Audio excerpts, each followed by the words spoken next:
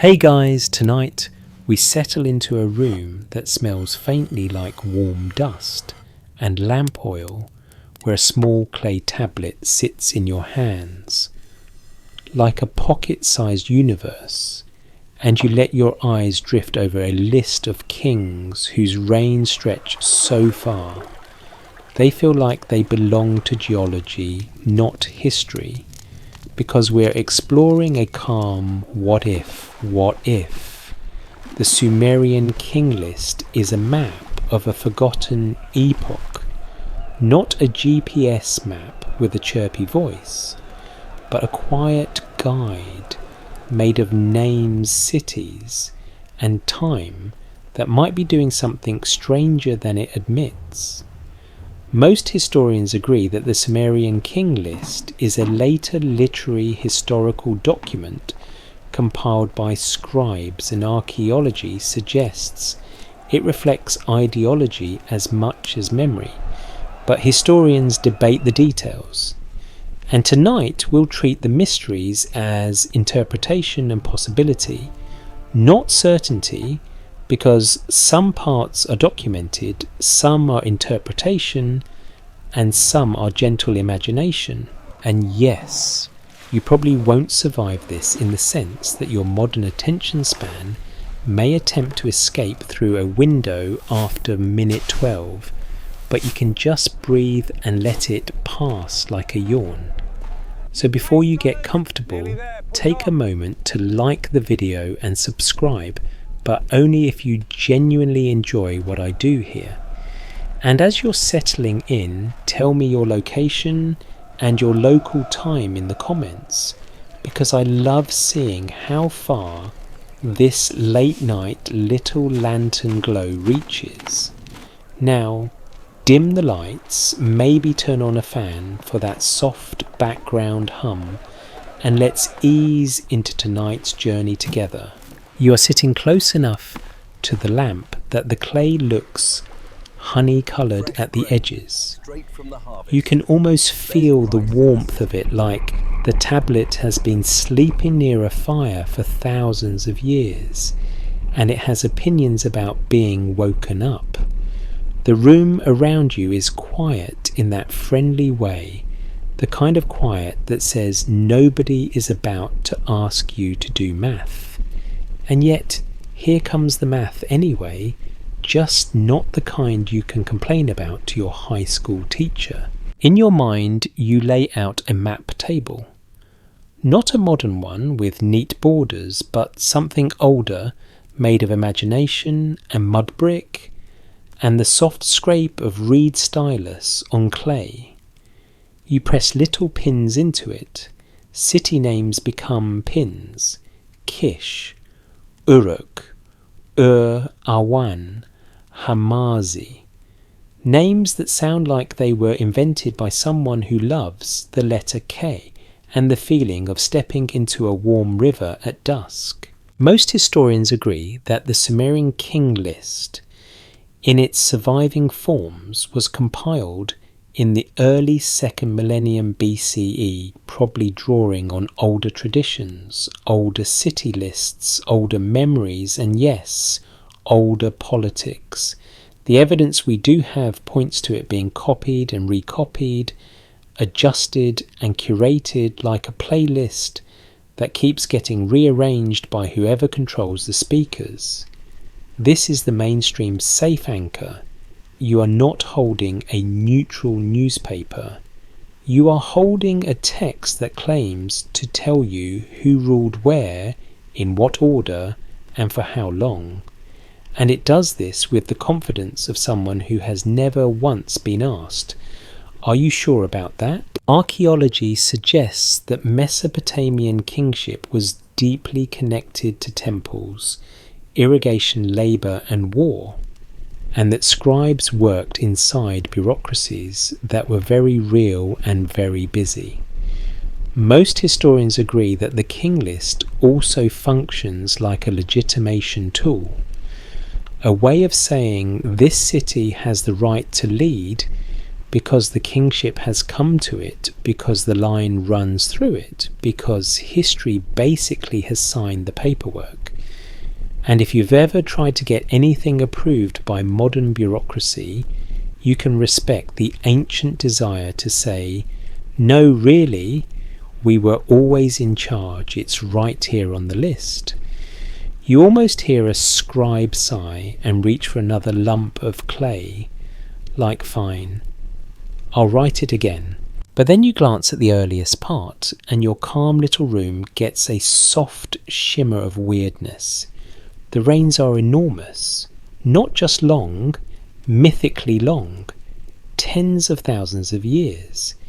It's the kind of time span that makes you want to check whether the scribe accidentally counted in dog years, or maybe in turtle years, or in some special ancient unit called, I can't believe you're still reading this. Let me rephrase that more carefully. Those huge reign lengths are not proof of anything outside the text. Most historians agree they belong to a mythic register, the way epic stories do, where time stretches to match the mood. The evidence we do have points to scribes being perfectly capable of mixing mythic tradition with historical memory. Still, one interpretation is that the numbers might be doing more than simply bragging about how ancient the past is. A careful reading might suggest the list is offering a pattern, a rhythm, a way of stepping from one era to another in a measured sequence. This is where you keep the solid ground separate from the mist. On solid ground, you know there were real city-states in southern Mesopotamia, real rulers, real rivalries, and a real scribal culture that loved lists, categories, and order. Most historians agree that this is not random. Lists mattered. Lists ran the world. If you live in a world where grain deliveries, temple offerings, and labour assignments are tracked on clay, you start to believe the universe itself is a ledger. So a king list makes sense as a cultural tool and a political one. In the mist, you let the idea float in without turning it into a conclusion. What if the structure of the list is also a kind of map? Not a map that says turn left at the palm tree, but a map that says move through time in this order with these stations, with these handoffs. The list repeats a phrase conceptually even when the words vary. Kingship descends, kingship is in a city, kingship moves. The mystery isn't in what we know, but in what we can't confirm. And right here, you use your required gentle debate cue because it belongs. Historians still argue whether the king list reflects an actual remembered sequence of political dominance or a later idealised storyline that smooths messy overlaps into a single elegant thread. Your mind zooms in, zooms on the pins again, the cities, the order. You picture each one like a lamp in the dark. Kish is a lamp. Uruk is another. When kingship moves, it's like the flame being carried across a room. That is the cinematic what-if mood softly framed. What if you are not being told only who ruled, but how the scribes imagined time itself moving city to city like a relay? Now, because we're being careful, you remember this is suggestive, not conclusive. This raises the possibility that the list's order has meaning beyond chronology, but it does not prove it. If the evidence is thin, we'll say so. You shift in your chair, the fan hum stays steady. The lamp's smoke curls up and vanishes, which feels like a tiny metaphor that is probably too proud of itself. and you lean closer to the idea of a forgotten epoch because that phrase is a doorway. It's tempting to fling it wide open and declare some secret lost world hiding behind the numbers. But we're not doing that. We're not proving anything tonight, we're following clues. Here's a documented anchor you can hold without stress. The King List exists in multiple copies and versions, and scholars compare them to understand how it changed. Some copies are fragmentary, some preserve different sequences, some emphasize certain cities. What's broadly accepted is that it was part of a scribal tradition that loved to organize the past, even if the past resisted being organized. Now here's a quirky tidbit framed safely. A popular rumour claims that the outrageous reign lengths preserve literal records of impossibly long-lived kings, as if ancient rulers were built differently, like they came with extended warranty plans. This theory isn't widely accepted, but it lingers because humans love a good. The ancients were not like a story. If we treat it as a possibility rather than a conclusion, it can still be useful not as fact, but as a flashlight that shows you where curiosity collects. And maybe that's the first function of the map, if the map idea is right. Not to deliver certainty, but to deliver attention, to make you stare, to make you ask why, to make you notice how the text shifts from the mythic to the more recognisable, like dawn, slowly changing the colour of a room. One interpretation is that the list is intentionally designed to do that, to begin in a legendary fog, and then glide toward a world where the names feel more grounded. Another cautious explanation could be that this is simply how traditions accumulate myths, at the beginning, records later, all stitched together because human memory is a quilt, not a spreadsheet. You imagine the compiler, the scribe behind the scribe, smoothing clay, listening to older recitations, choosing which names to keep, not maliciously, not like a villain twirling a moustache, more like someone trying to make a story that holds together, a story that can be carried. Politics may be in the room, but so is the basic human craving for an ordered past. And you in the present tense are doing the same thing. You're pinning names to a mental board, drawing lines between them, not because you think you can solve Mesopotamia before bedtime, but because the motion itself is calming. It's possible that's the real secret of the King List. It's a lullaby disguised as a ledger. You let your gaze drift back to the first lines again, to those massive numbers that feel like cliffs. You don't climb them tonight.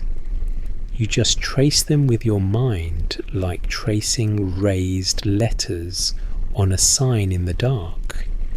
You feel the edges of the question.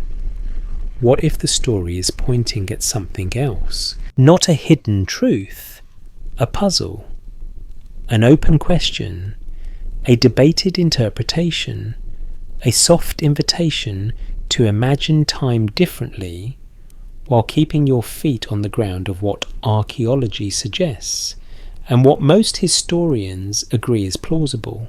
The pins on your mental table gleam in the lamplight. The fan hum keeps its gentle promise, and you let the first pin settle in place, not as an answer, but as a starting point, a clay timeline that might be more than a timeline if you read it with patience and with care. You keep your finger near that first cluster of pins, and you let the lamplight do what lamplight always does. It makes the edges softer. It makes the past feel close enough to touch, even when you know it isn't. The clay timeline sits there patient, like it's willing to wait out your entire lifetime if needed. Which is rude, honestly, because you were hoping to be asleep before the next commercial break in your brain. Most historians agree that long before anyone carved up the land into neat kingdoms, southern Mesopotamia was already filling with people who knew how to live, with rivers that behaved like moody gods.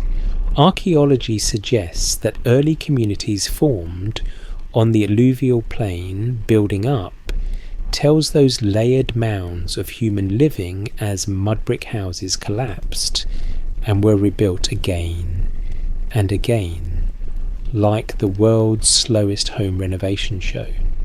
The evidence we do have points to farming, irrigation and village life developing over many centuries, with shifts in pottery styles, settlement patterns and social organisation that scholars can track, even if no one can interview a 6,000-year-old farmer about his feelings on canal maintenance. You lean into that word maintenance because it's the kind of mainstream truth that stays steady. If you want the simplest anchor, it's this: water management shapes everything here. Where the river goes, the people go. Where the canal runs, the fields thrive. Where the water fails, the mood gets dramatic fast. What's broadly accepted is that the growth of larger settlements and early city life was tied to agriculture, trade and administration, and eventually to the rise of elites and institutions that could coordinate labour. In other words, before kings there are schedules, before crowns there are spreadsheets, except they are clay, and your spreadsheet software is a reed stylus and a lot of patience. Then you glance back at the Sumerian King List opening, and it does something that feels like the lights dim slightly, even if they don't. It begins in a realm that is not quite a place, and not quite a time, and it speaks as if kingship is a thing that arrives, a thing that descends, a thing that can be located. One interpretation is that the list is not only telling you history, but also telling you how the scribes imagined legitimacy itself, like a torch handed from city to city. A careful reading might suggest that the text is framing kingship as a cosmic institution, not merely a political one. And then it gives you the phrase that always makes modern eyebrows lift: the before the flood portion. Let me rephrase that more carefully. The flood in Mesopotamian tradition is a powerful story, but it is not a single confirmed historical event we can pin to one date and call it settled. Most historians agree that flood narratives in the region, including those in later literary texts, carry deep cultural meaning about destruction, renewal, and the fragility of human order.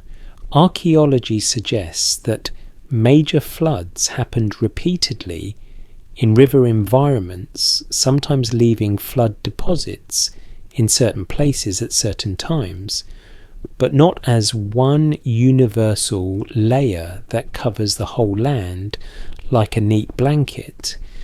The evidence we do have points to many floods, not one clean worldwide reset.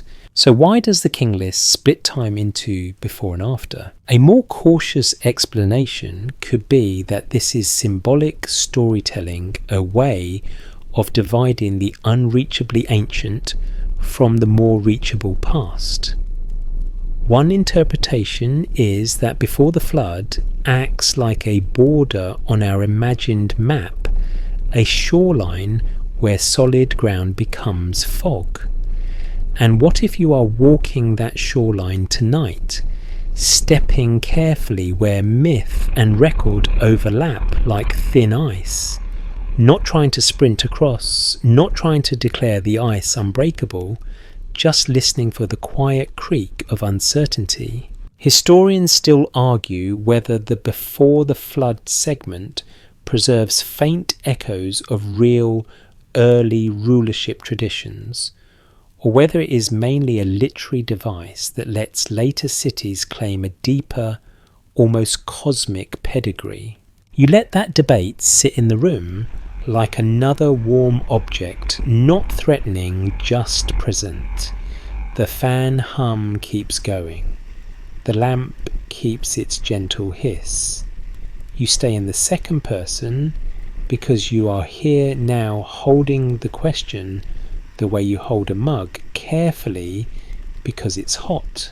Most historians agree that certain city names in the opening of the list, like Eridu, have a kind of mythic prestige.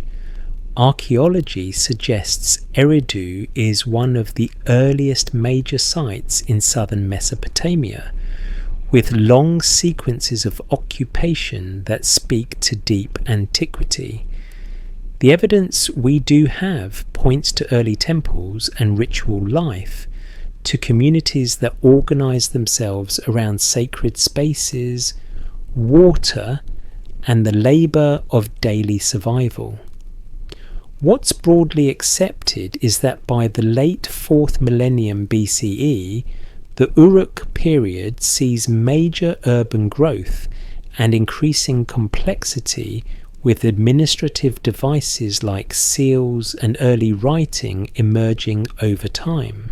And yet the King List begins as if kingship itself is older than the paperwork that could record it.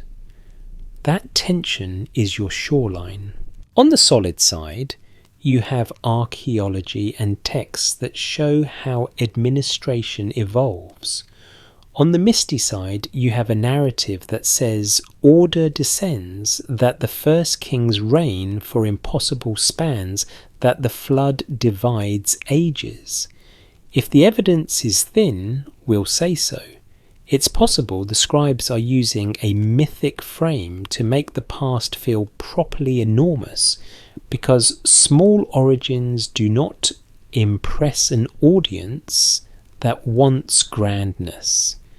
It's also possible that the flood is an editorial hinge, a way to acknowledge gently that memory breaks here.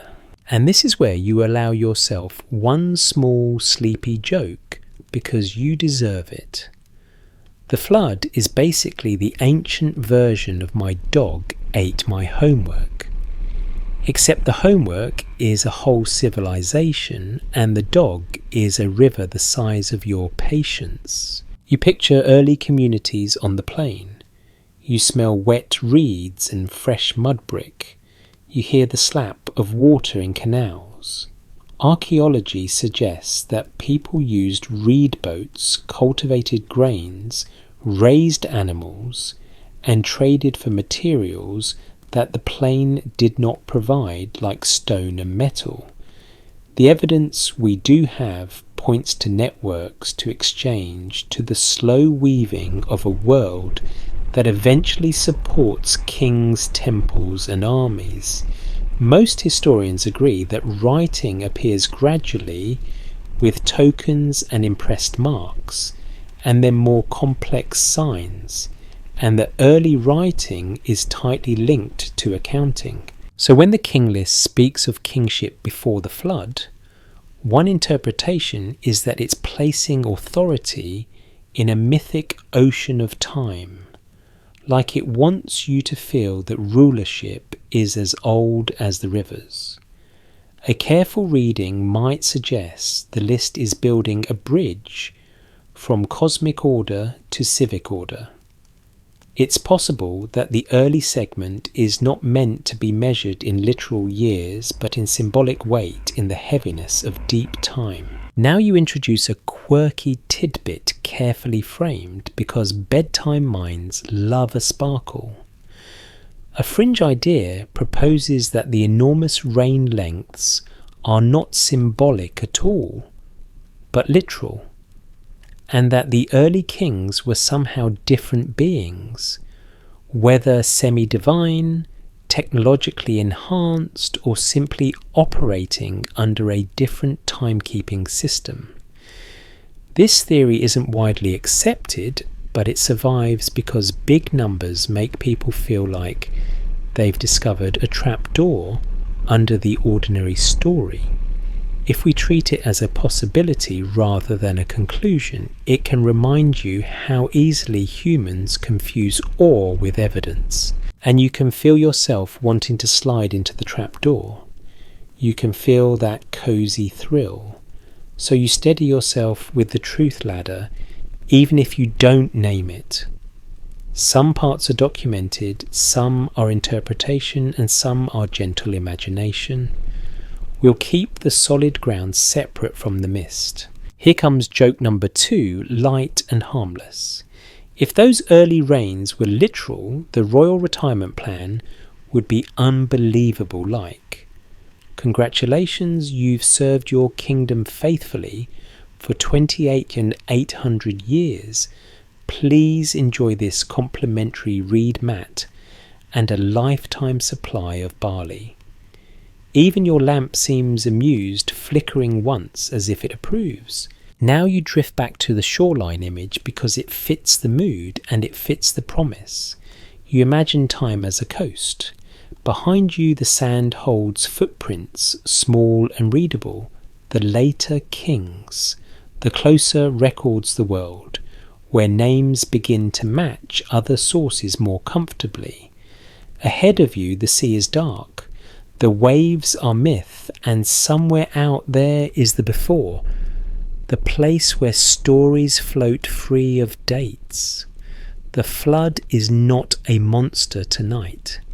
It's a boundary marker. It's the sign that says, past this point, you can still listen, but you can't verify. And you do listen. You listen to the way scribes might have felt surrounded by tablets, surrounded by lists, trying to organize the unorganizable. You listen to the quiet idea that the King List's opening is less a claim and more a mood, a way of saying our world has roots deeper than you can see. One interpretation is that the map begins here, not with coordinates, but with a feeling, the feeling of stepping from known ground into story. Joke number 3, because your brain likes a little treat before it relaxes.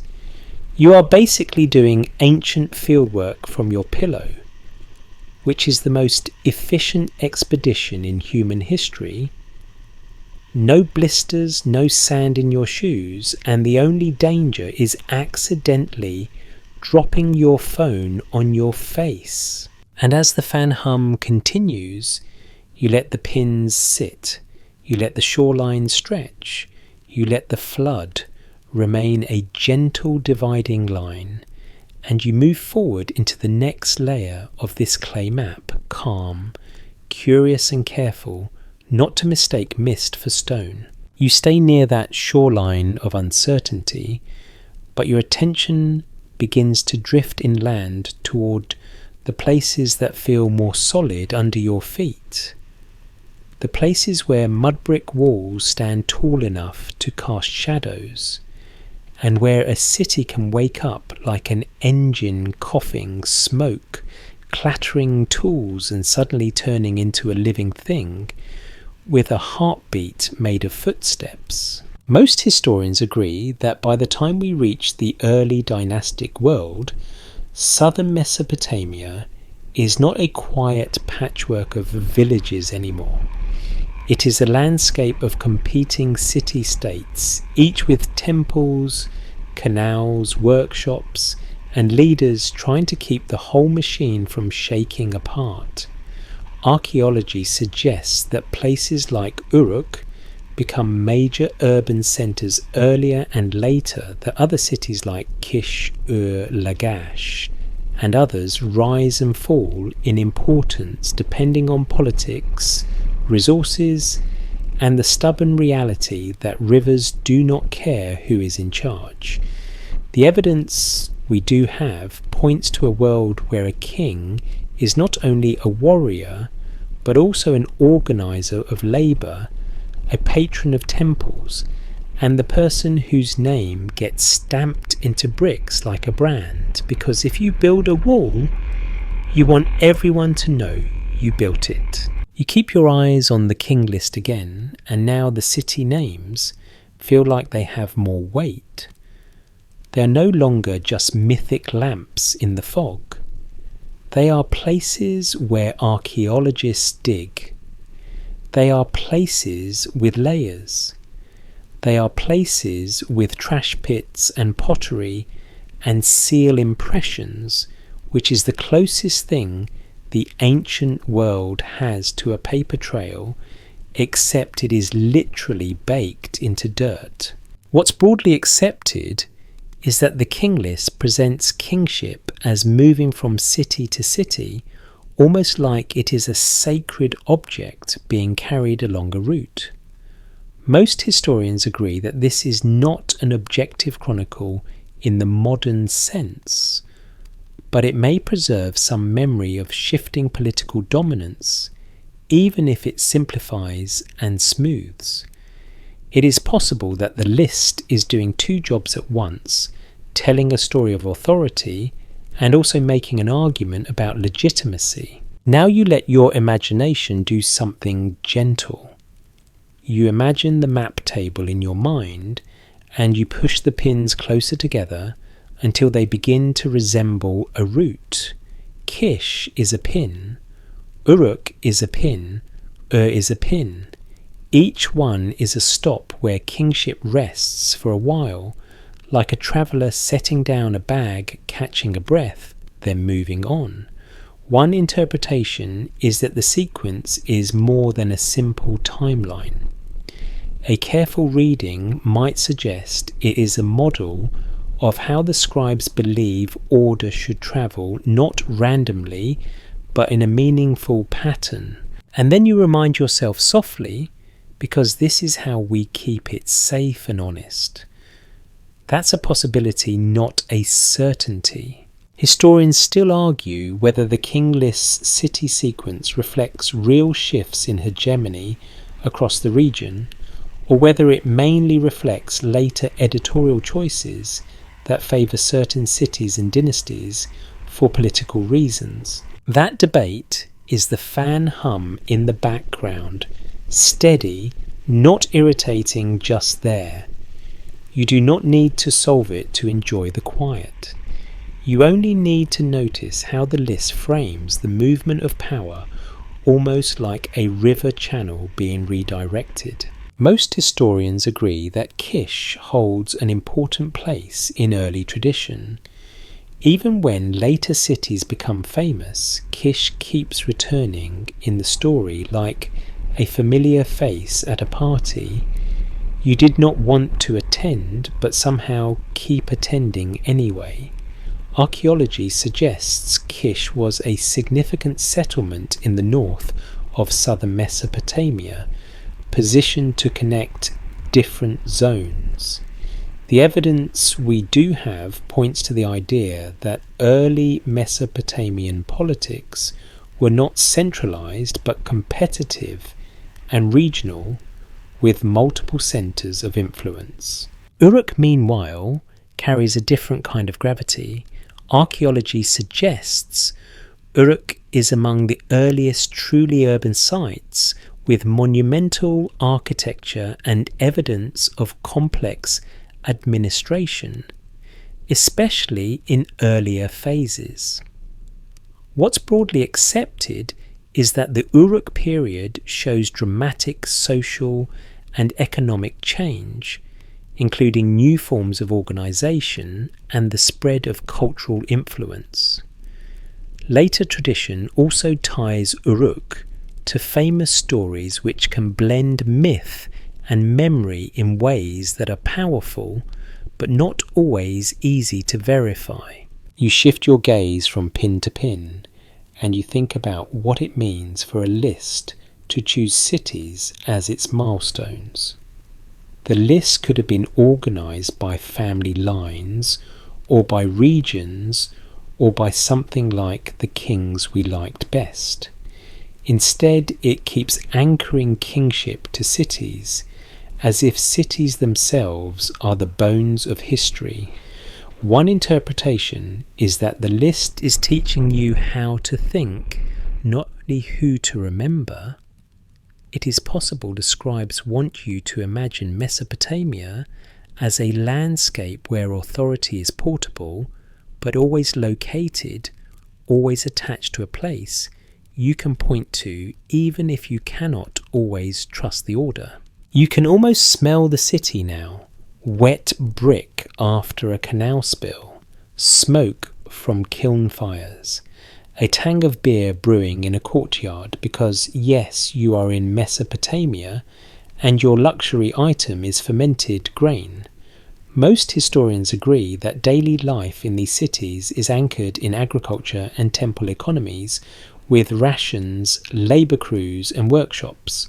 Archaeology suggests people live in dense neighbourhoods, work with textiles, pottery and metal when they can get it, and move goods along waterways, because hauling anything heavy across mud is how you discover new muscles you did not want.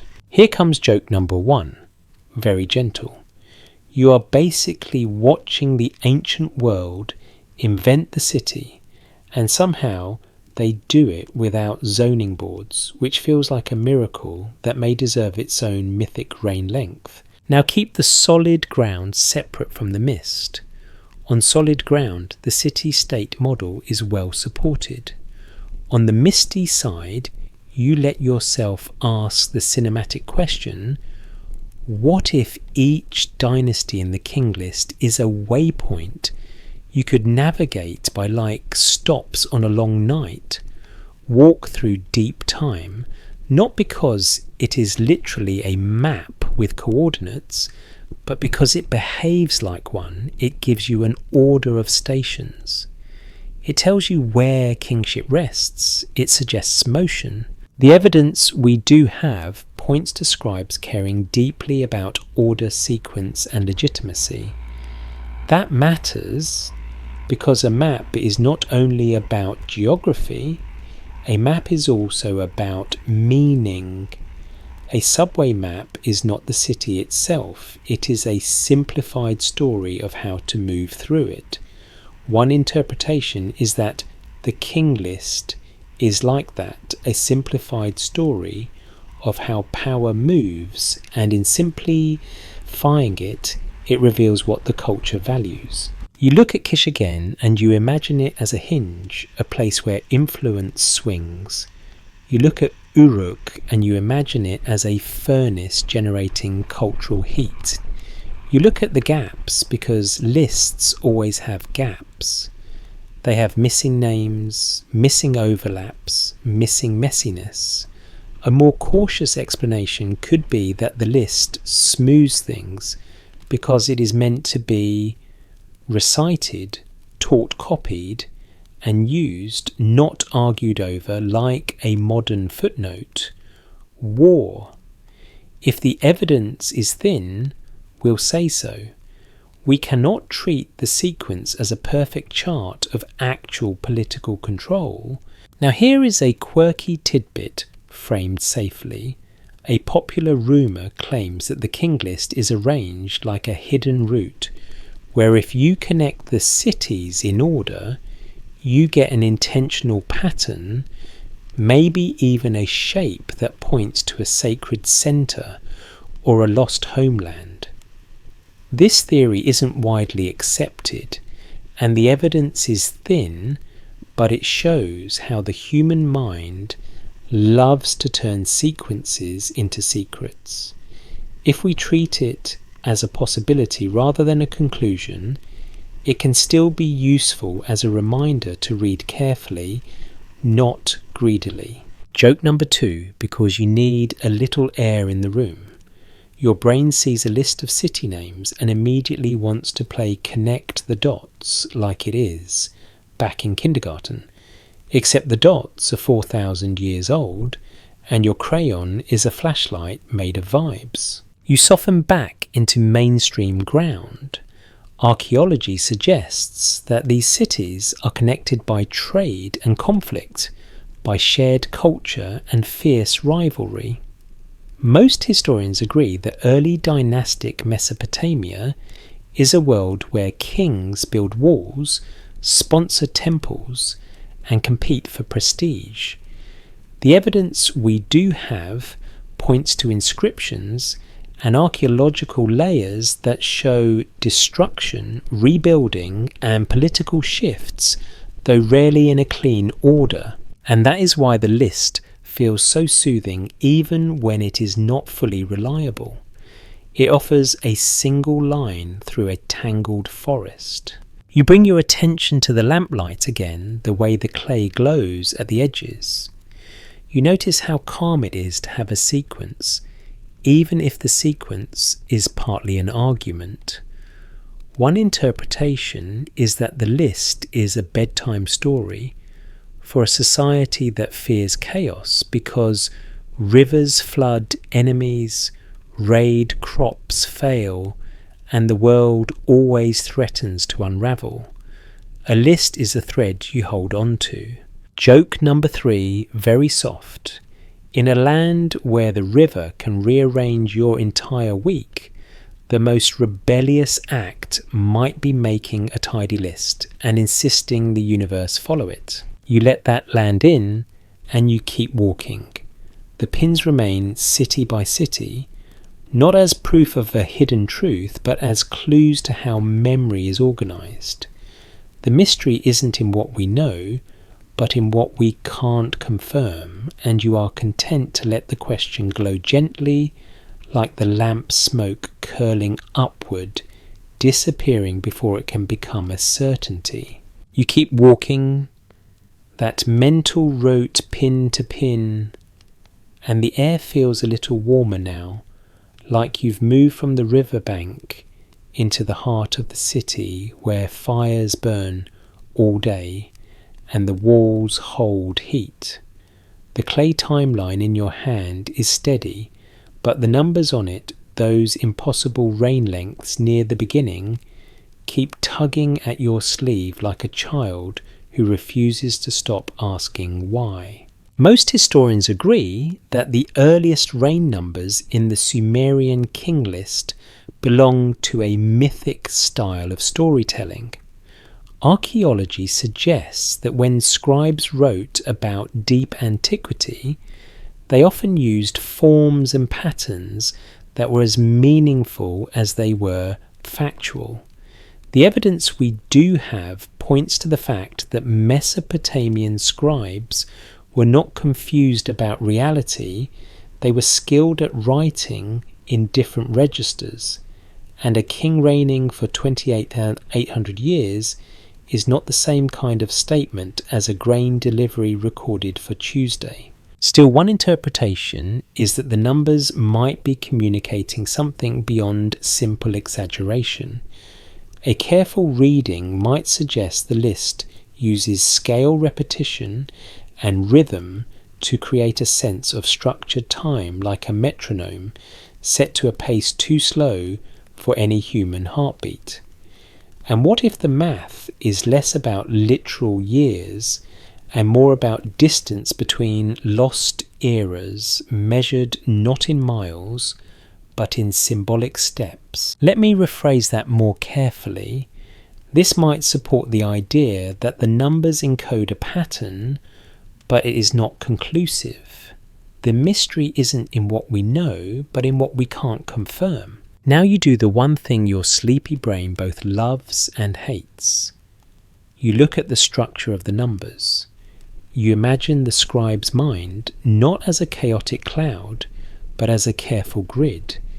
Most historians agree that Mesopotamians used a sexagesimal system base 60, which shows up in mathematics, in measuring and in timekeeping traditions that echo all the way into how you count minutes and seconds today. Archaeology suggests that scribes were trained, that they learned tables, lists, and calculations as part of their craft.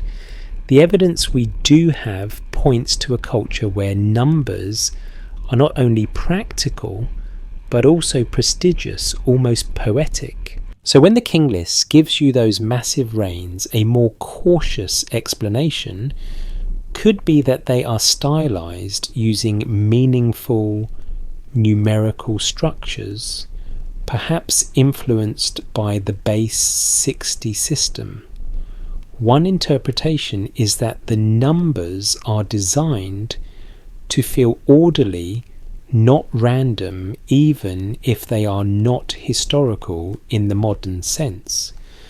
And what if that order is the whole point? The way a map is supposed to reduce the world into something you can hold in your mind. Historians still argue whether the early reign lengths are purely symbolic and literary, or whether they preserve fragments of older numerical traditions such as counting methods or ritual cycles later reframed as years. You let that debate rest, then you follow a quieter thread. In a culture that keeps lists of gods, lists of offerings, lists of professions, lists of omens, it makes sense to keep a list of kings.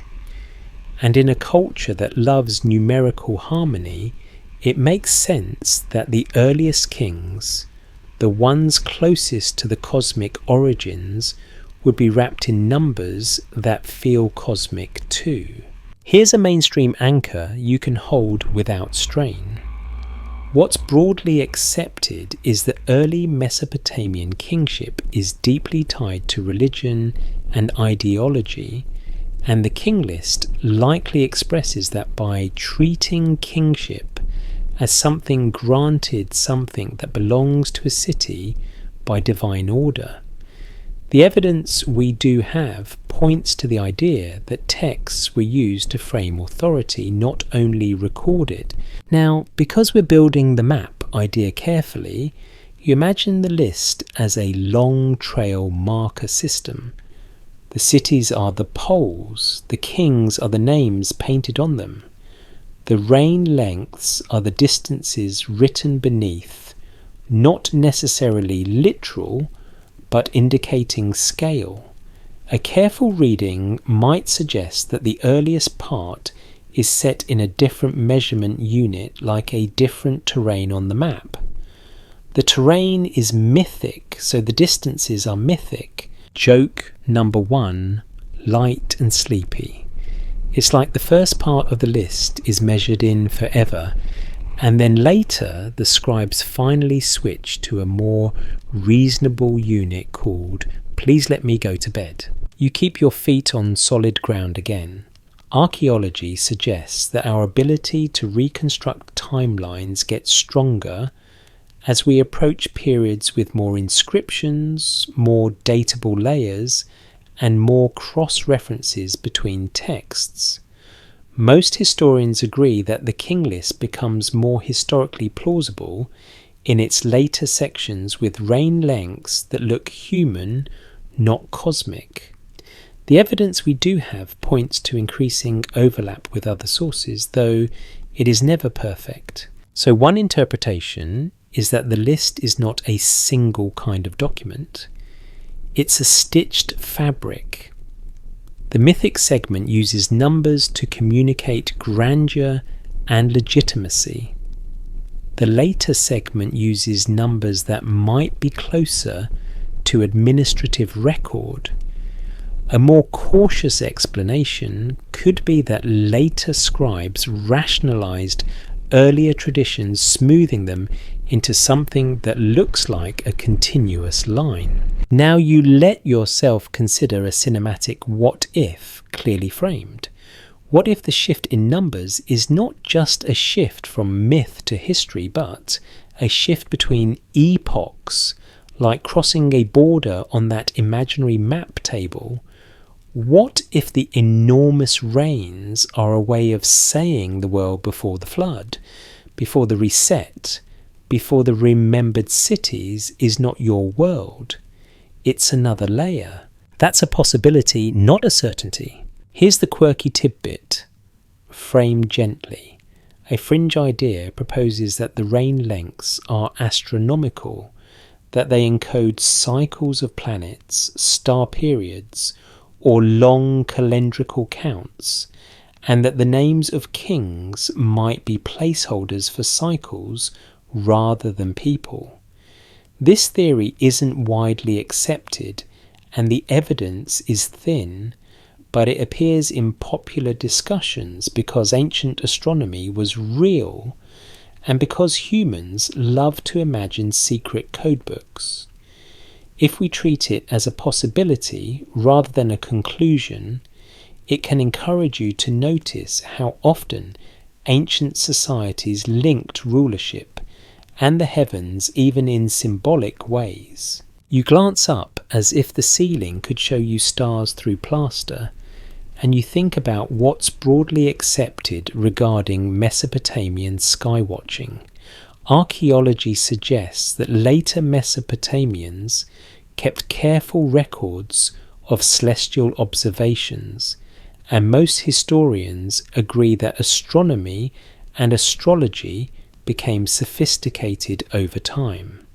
The evidence we do have points to a worldview where the heavens and the city are linked through omen law and divine order. Joke number 2, very soft. If the stars were a spreadsheet, Mesopotamian scribes would absolutely be the kind of people who colour code the columns and then write a poem about it. Now you return to the list's basic behaviour. It uses repetition. It uses handoffs. It uses numbers that create scale. One interpretation is that it invites pattern reading. A careful reading might suggest you are supposed to feel that history has shape, that time is not a mess, that kingship moves with purpose. And what if the map is primarily a psychological tool, a way to make the past navigable, like a bedtime trail through a dark forest? Let me rephrase that more carefully. That doesn't mean the scribes were secretly hiding coordinates. It means texts can guide attention. They can teach a reader how to think about time. The evidence we do have points to scribes being teachers, as much as writers copying texts in schools, training new scribes to inherit not only information, but also worldview. Joke number 3, because you're doing great. You are basically enrolled in an ancient scribal school right now, except the tuition is paid in yawns. You feel the lamp's warmth. You hear the fan's steady drone. You keep the pins where they are, and you let the numbers settle into their role, not as proof of immortal kings, but as signposts. Some parts are documented, some are interpretation, and some are gentle imagination. If the evidence is thin, we'll say so, and tonight the numbers are thin evidence for literal time, but strong evidence for something else, for how the past was staged, measured and made to feel immense, like a map that doesn't show every pebble, but does show the road you're meant to follow. You let the numbers fade back into the lamplight for a moment, because even if you love patterns, you don't want to wrestle a base 60 octopus right before sleep. So you do something calmer. You follow the smell of mud after rain, and you listen for the soft slap of water against a canal wall, because the next clue on your clay map is not a number at all. It's a memory, a flood memory, and it sits in Mesopotamia, the way a bruise sits on a knee, a little tender, always ready to be touched again. Most historians agree that the lands between the rivers experienced frequent and sometimes severe flooding, and archaeology suggests that river systems shifted over time, creating both fertile opportunities and sudden disasters. The evidence we do have points to repeated flood events in different places and different periods, some local, some broader, none neatly universal in the way a single story might imply. What's broadly accepted is that flood stories in Mesopotamia, including later literary versions, are layered cultural narratives that can reflect real environmental experience while also carrying moral and cosmic meaning. So when the Sumerian King List places a flood as a dividing line, you feel the temptation to treat it like a timestamp, like a big red arrow on the map that says, "Here, the world rebooted." But you keep your tone careful. Let me rephrase that more carefully. The flood in the King List is not something we can identify with one confirmed geological event across the entire region. If the evidence is thin, we'll say so. Still, one interpretation is that the flood functions as an editorial boundary, a way of organising tradition into eras. A careful reading might suggest the scribes used the flood as a narrative hinge, separating the mythic scale of deep time from the more human scale of remembered dynasties. And what if that hinge is the map's reset button? Not because it literally erases the world, but because it tells you quietly that memory changes texture here. Historians still argue whether the flood dividing line in the King List preserves an echo of a particularly impactful historical flood, or whether it is primarily a literary and ideological device borrowed from broader Mesopotamian tradition. You picture it, not as a horror scene, no roaring walls of water, this is bedtime. You picture it as a rising patient river swelling over its banks, turning streets into shallow currents, lifting reeds and baskets, soaking the mud brick, until walls sigh and slump. You can smell that wet earth smell, that mineral smell, and you understand why people would tell stories about water that undoes everything. In Mesopotamia, water is life, and also the thing that can casually delete your week. Joke number one, very gentle. The river is basically your ancient landlord, and it can show up unannounced, rearrange your furniture, and still expect you to pay rent in barley. Now you step back onto solid ground.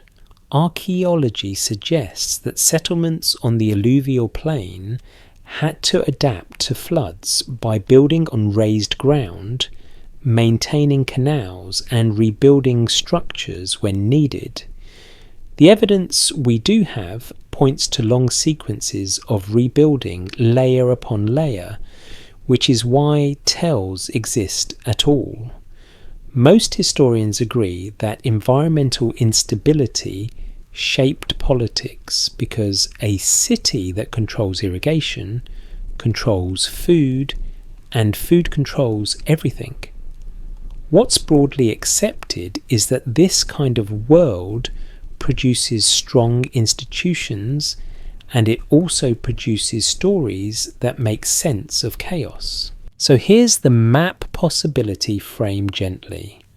What if the King List's flood is less a literal event and more a signpost that says the past before this is not accessible in the same way? The list is warning you politely that you're about to cross from the realm of mythic time to the realm where names might be closer to political memory. That's a possibility, not a certainty. You look again at the sequence the list provides. Kingship is in one city, then in another. After the flood, it starts again. That restart is fascinating, not because it proves a hidden civilization, but because it shows how scribes think about continuity. One interpretation is that the flood creates a clean break that reality rarely offers. A more cautious explanation could be that this is a storytelling technique, the ancient equivalent of a chapter break, except you're not allowed to call it a chapter break because you promised not to. You also notice something else, and it's subtle. Flood stories often do social work. They can explain why the world is the way it is now, why humans have to toil, why kingship matters, why order must be maintained. In that sense, the flood is not only about water, but about legitimacy.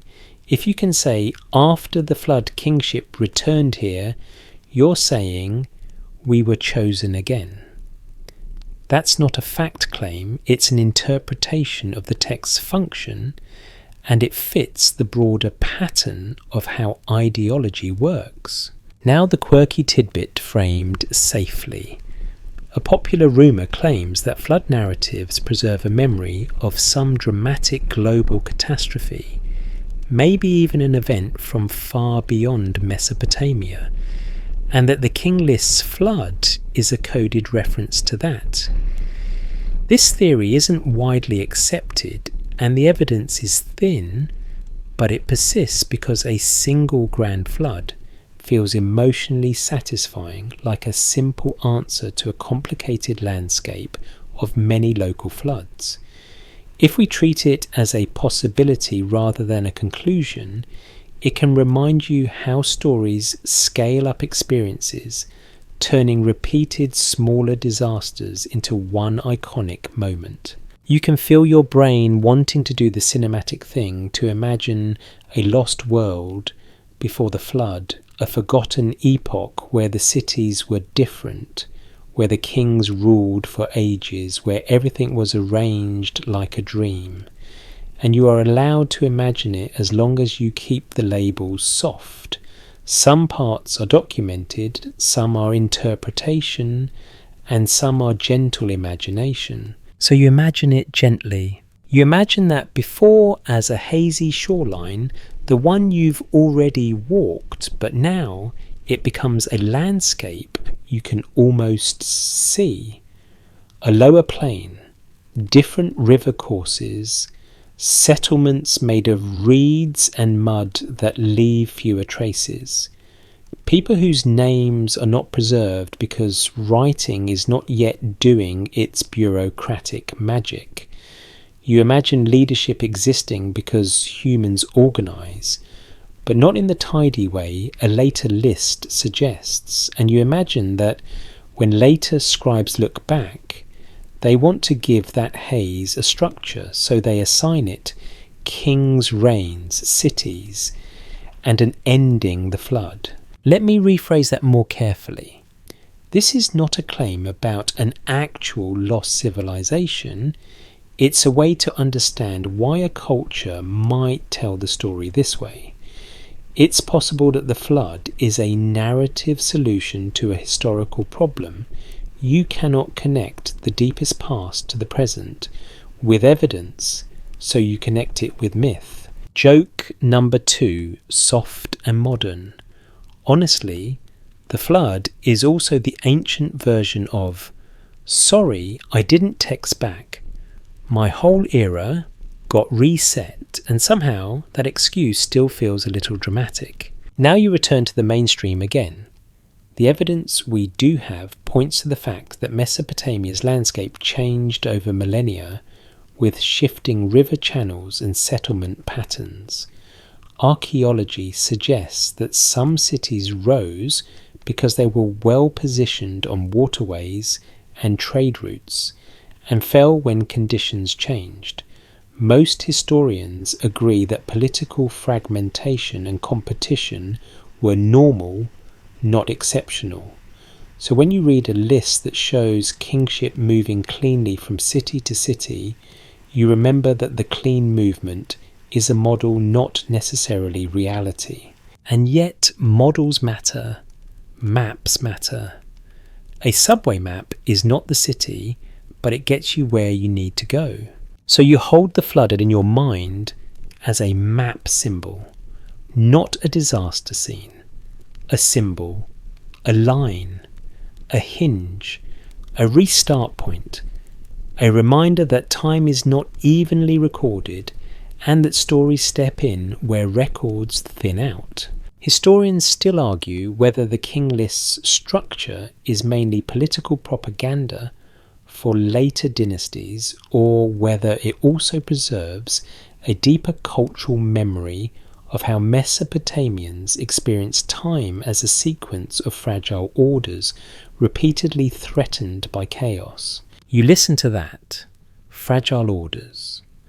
That's a phrase that fits the sound of water behind a wall. You feel the fan hum, you feel the lamp's warmth, and you let the flood line sit on your mental map like a thin groove in clay.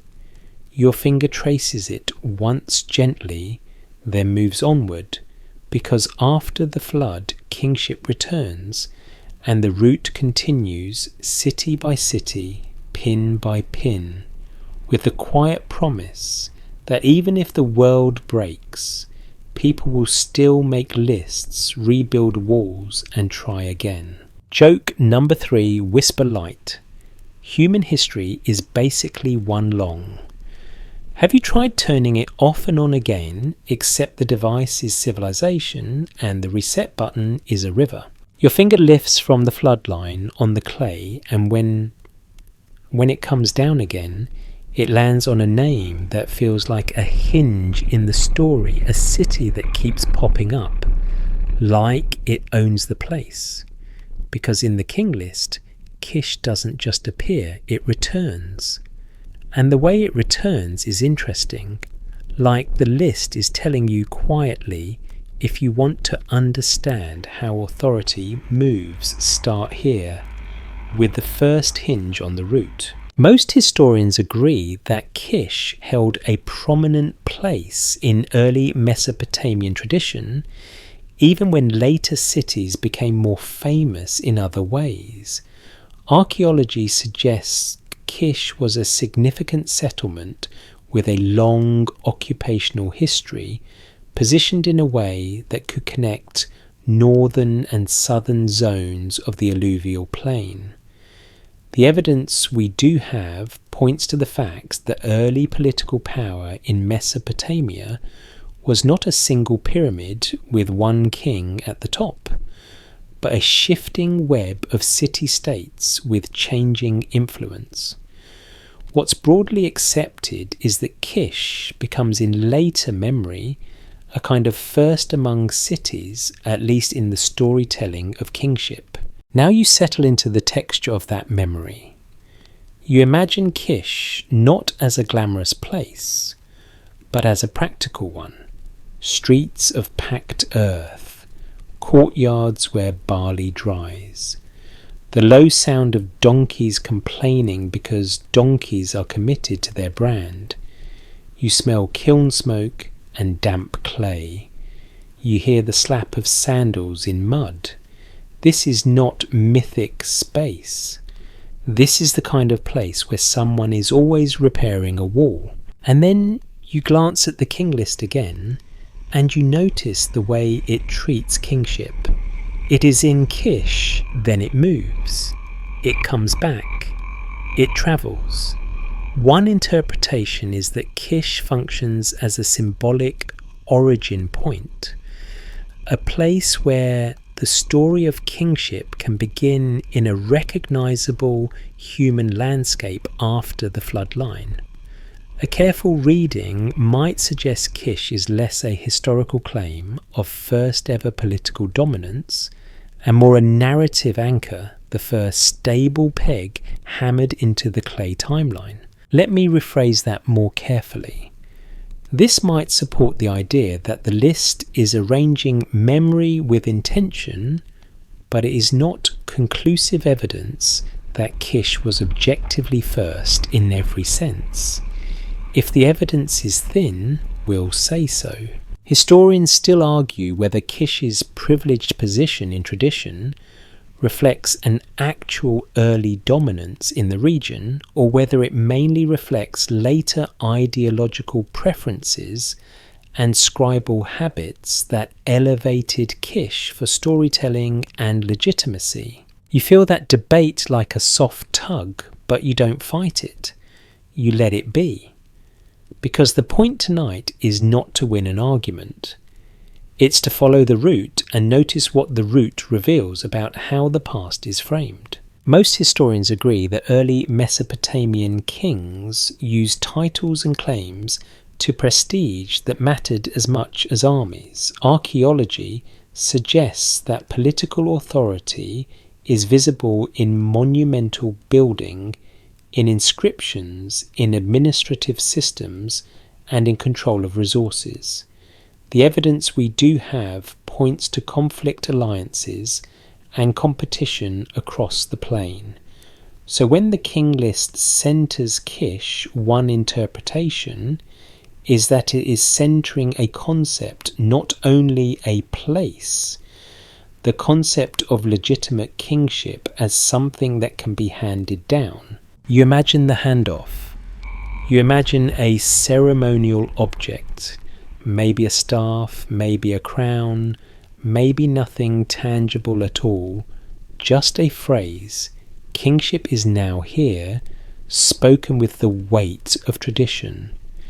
And what if that handoff is the map's real mechanism, not geography, but transfer the movement of a sacred rite along a route that defines the landscape? That's a possibility, not a certainty. Now you let your imagination zoom in on a practical detail, because you promise soft callbacks and motifs. And the best motif tonight is the pin itself. You picture a small pin stuck into clay on your mental table, its head catching the lamplight. Every time kingship moves, you move the pin. You lift it, you place it. It's oddly satisfying, the same satisfaction you get from organising a drawer. Except the drawer is history and the socks are dynasties. Joke number 1 gentle. You are basically Marie Kondoing Mesopotamian kingship, asking each dynasty if it sparks joy, and the King List is like, yes, absolutely, especially if it comes with divine approval. Now on the mainstream side, you remind yourself that Kish appears in multiple early traditions, and that early dynastic Mesopotamia is complex. Archaeology suggests that many cities were powerful in overlapping ways, sometimes at the same time. The evidence we do have points to a reality where multiple rulers could claim prestige simultaneously. So the King List's neat line is a simplification like a subway map that leaves out 100 side streets. This is where the map idea becomes useful, not as a claim of hidden coordinates, but as a way to understand why the list looks the way it looks. A map is designed to help you navigate, not to show every detail. One interpretation is that the King List is designed to teach a particular navigation of the past kingship moves in a single line, and the line is meaningful. You keep walking the line. After Kish kingship goes elsewhere and eventually it returns. That return matters. It creates a rhythm. A careful reading might suggest the list is using Kish as a recurring landmark, a reference point that keeps the reader oriented. And what if the list is not only history, but also memory training, a way to anchor identity in a sequence that can be recited? Now you bring in a quirky tidbit safely framed. A popular rumour claims that the repeated returns to Kish are a kind of cipher, that if you count how many times Kish appears, or how it brackets other cities, you can extract a hidden message about a lost order.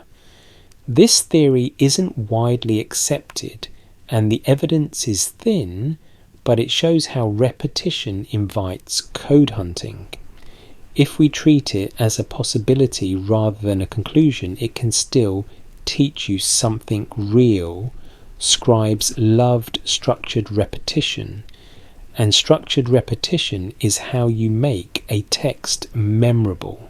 You imagine a scribal school, young trainees hunched over clay, copying lines, reciting names, learning not only words, but the shape of time. Most historians agree that scribal education involved copying and memorizing standard texts. Archaeology suggests that many tablets we find were exercises, practice pieces, the ancient equivalent of homework. The evidence we do have points to a world where lists were learning tools, and a list of kings will be an excellent one because it's both political and poetic, both practical and ideological. Historians still argue whether the king list's primary function was educational and cultural, or whether it was mainly political propaganda, or whether it shifted functions depending on when and where it was copied. You let that argument soften into the background and you hold on to something calmer. Either way, the list is a tool, and tools shape thinking. Now you allow a cinematic what if clearly framed. What if Kish is not just a city, but a compass point, a marker that says, begin here, return here, remember this? What if the forgotten epoch, the one hinted by the flood line and the huge numbers, is being bridged into the human world by Kish, the hinge city, the first stable step onto solid ground? That's a possibility, not a certainty. Joke number 2, whisper light. Kish is the ancient home button, and every time the story gets too wild, the list taps it like, okay, back to a city we can pronounce without summoning a demon, and you in your calm room can pronounce it. Kish, short, sharp, practical, a hinge word. You move the pin again, you feel the satisfaction of order. You smell the lamp smoke, you hear the fan. You keep the solid ground separate from the mist, and you let Kish do its job on your mental map, not as an unquestioned fact of dominance, but as a landmark in a narrative of kingship's movement, a recurring pole in the long night trail. Joke number 3, soft. If kingship is luggage, Kish is the airport where it keeps getting lost and found again. And with that you glide onward because the route doesn't stop at the hinge. It opens into the glow of the next city, the next pin, the next place, where myth and memory overlap in a way that feels like the lamp's warmth on your hands. You lift the Kish pin one more time, then you set it down a little farther along the clay table because the route wants you to move, and the next glow on your map is Uruk, a city whose name has the kind of echo that makes you feel like you've heard it, even if you haven't, because stories do that. They sneak into culture like a familiar song drifting from a neighbour's window.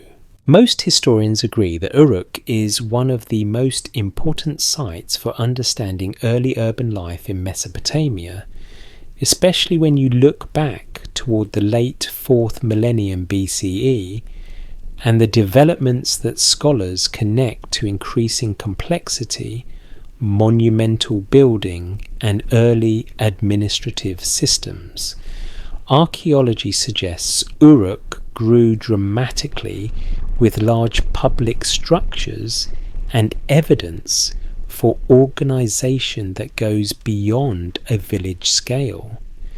The evidence we do have points to a world where people are building bigger, coordinating more labour, and inventing ways to track goods and obligations, because once you have a city, you also have the eternal question, who owes what to whom? The King List Uruk is not only a site of walls and temples though, it's also a narrative magnet. Later tradition ties Uruk to the figure of Gilgamesh, and the presence of that hero-shaped shadow changes how the city feels on the page. What's broadly accepted is that epic literature can preserve cultural memory and values without functioning as straightforward biography. Most historians agree that Gilgamesh is a legendary figure whose story blends mythic motifs with possible historical roots, though the exact relationship between the literary character and any historical ruler is debated. One interpretation is that by placing Uruk on the kingship route, the King List is not just listing political centres, it is also weaving in a city whose identity is already thick with narrative meaning. A careful reading might suggest the list's structure lets myth and civic pride reinforce each other. And what if the heroic glow around Uruk is like lantern light on the map telling you pause? Here this station matters not because it confirms a secret code, but because it reveals how memory attaches itself to place. Let me rephrase that more carefully. This raises the possibility that Uruk's placement is culturally intentional, but it does not prove that the King List is hiding coordinates. If the evidence is thin, we'll say so.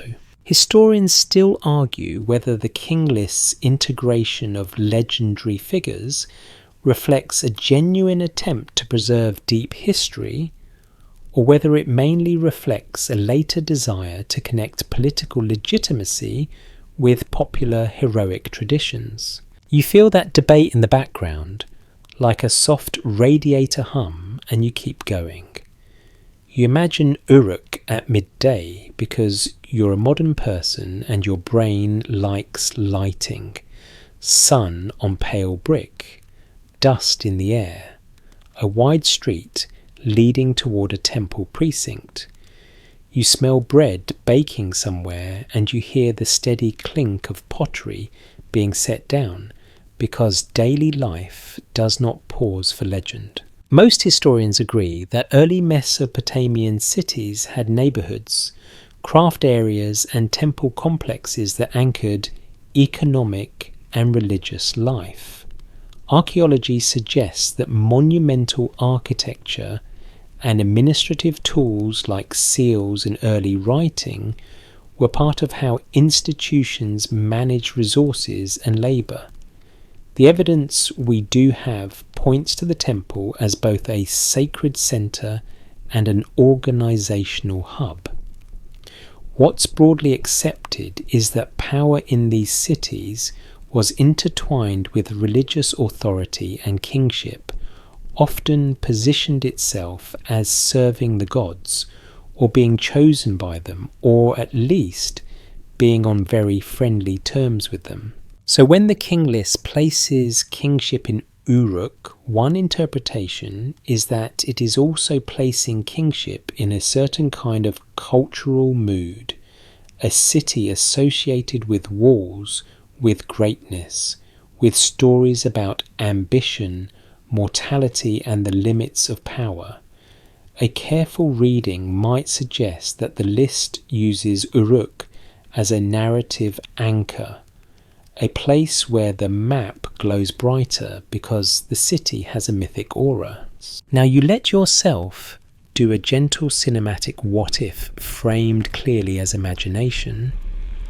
What if the King List is guiding you through not only geography and politics, but also through different emotional climates of the past?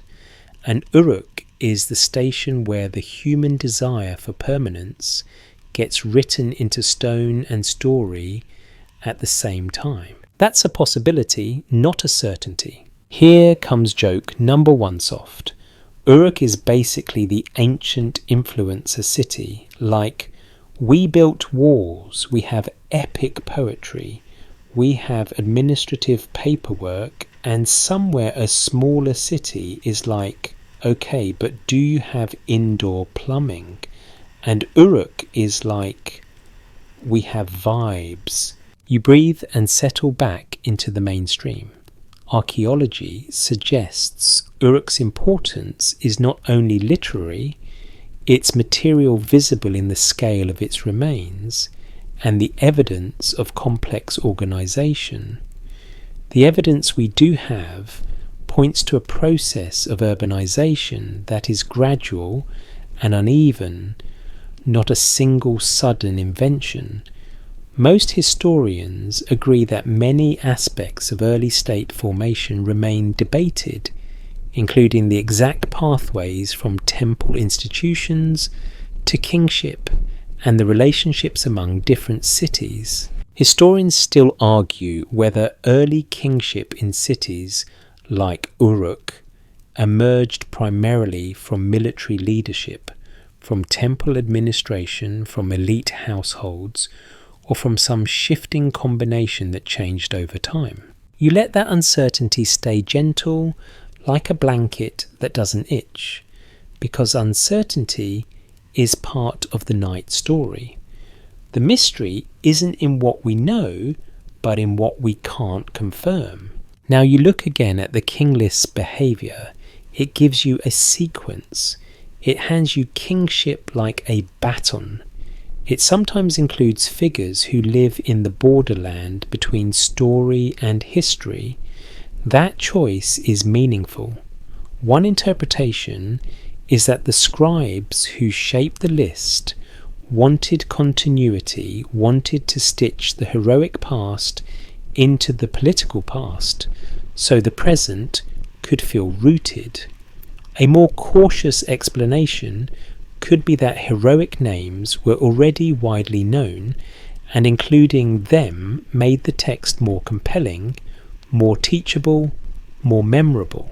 The evidence we do have points to scribal cultures using well-known stories and names to reinforce identity.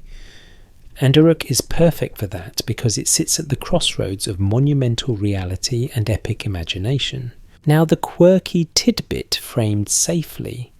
A fringe idea proposes that the epic tradition around Uruk is a distorted memory of a much older epoch, and that the King List's legendary kings are not legends, but coded references to an earlier civilization whose traces are hidden under later layers. This theory isn't widely accepted, and there's no full consensus on how much literal history sits behind any given epic motif, but it persists because the idea of a hidden earlier world feels like a treasure map. If we treat it as a possibility rather than a conclusion, it can encourage you to notice something real. Ancient texts often compress multiple timescales, blending memory, symbolism, and ideology. Joke number 2, whisper light. Humans see a big ancient city and immediately assume there must be an even bigger ancient city underneath it. Like history is a stack of Russian nesting dolls, and you're determined to find the smallest one before bedtime. You imagine walking along Uruk's walls, or at least the idea of them, because walls are part of the city's identity in later tradition. The sun is warm on your shoulders, dust sticks lightly to your sandals. You can hear the city's hum 1,000 small tasks. A careful reading might suggest that in a world where floods and rivals threaten stability, building a wall is a declaration we intend to last. The King List, in its own way, is also a wall, a textual wall holding a certain version of the past in place. Let me rephrase that more carefully. that's a metaphor, not evidence. But it's a useful metaphor for bedtime because it keeps the mood calm. Now you return your hand to the clay table and you touch the Uruk pin. It's warmer than the others, not literally, but in your imagination, because so much story heat gathers here. And you feel how the map idea changes. You're not only moving through a sequence of rulers, you're moving through centres of cultural gravity. Joke number 3, very soft. Uruk is the kind of place where even the paperwork thinks it's epic. And you glide onward carrying that glow with you because the route keeps going and the next stations will deepen the sense that the King List is doing something more than naming kings, even if we can't confirm exactly what that something is. You let Uruk's glow fade to a comfortable ember behind you, the way a story stays warm even after you stop looking directly at it and you turn your attention to something that feels less heroic and more quietly powerful. The machinery beneath the myth, the part of the ancient world that doesn't shout. It just keeps the whole system breathing. Most historians agree that Mesopotamian city life depended on administration, and that writing, accounting, and record keeping were foundational technologies for managing labour, food distribution, and institutional wealth. Archaeology suggests that early writing and related administrative tools developed gradually with seals tokens and later tablets playing roles in tracking goods and obligations. The evidence we do have points to scribes as highly trained specialists, people who could turn mud into memory and memory into authority. What's broadly accepted is that bureaucratic practice, not just battlefield glory, is one of the reasons early states endure.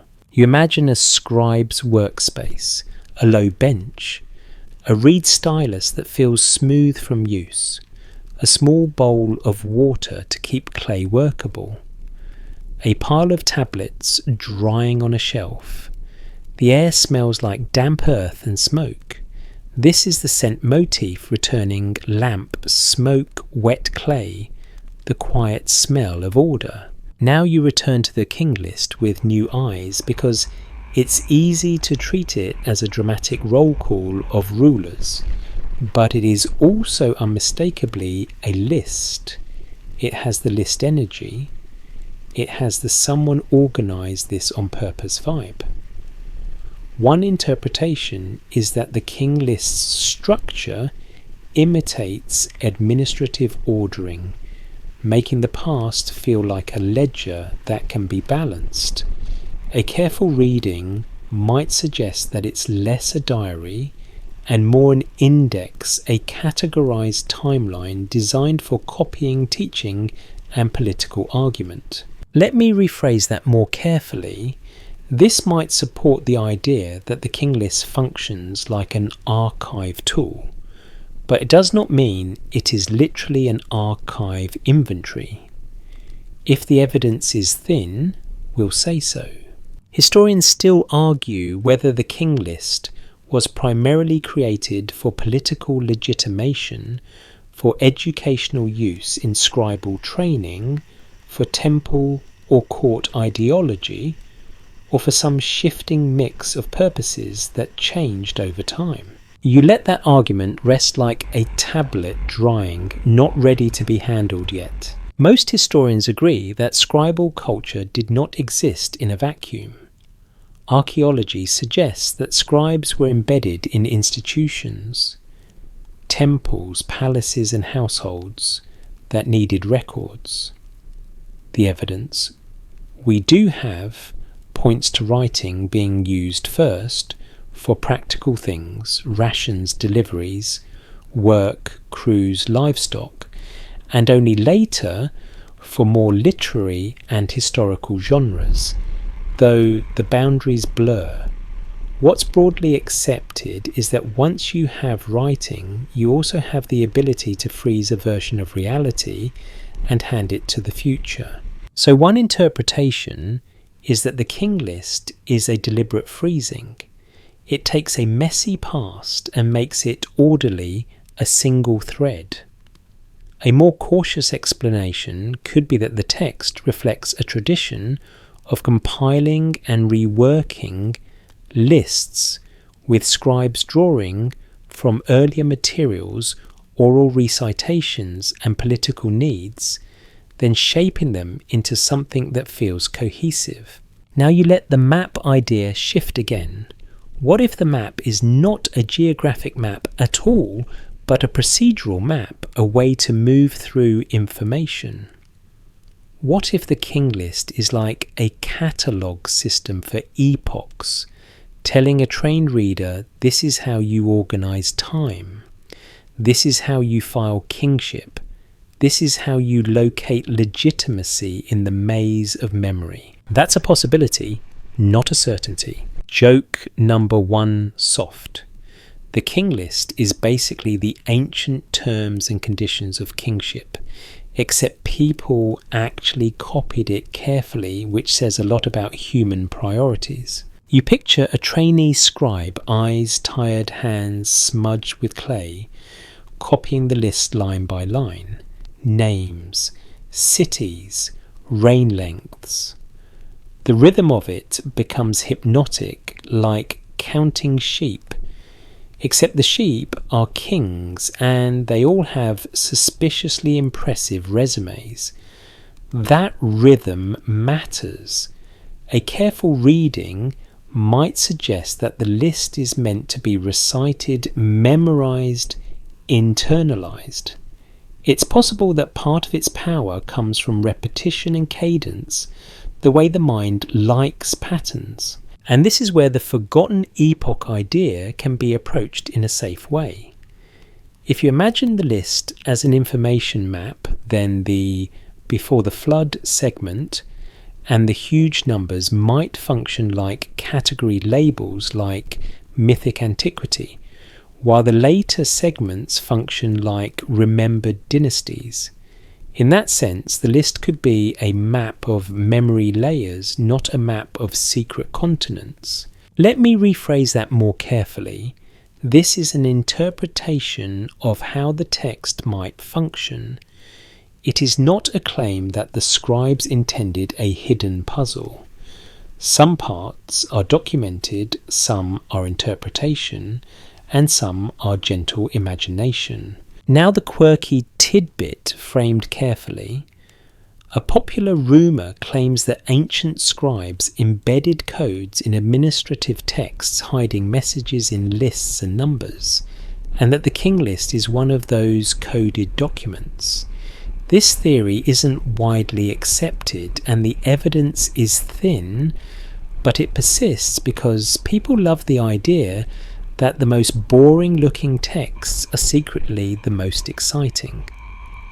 If we treat it as a possibility rather than a conclusion, it can still point to something real. Scribes did use conventions, formulaic phrases, and structured formats that make texts highly patterned, and patterns invite interpretation. Joke number 2, whisper light.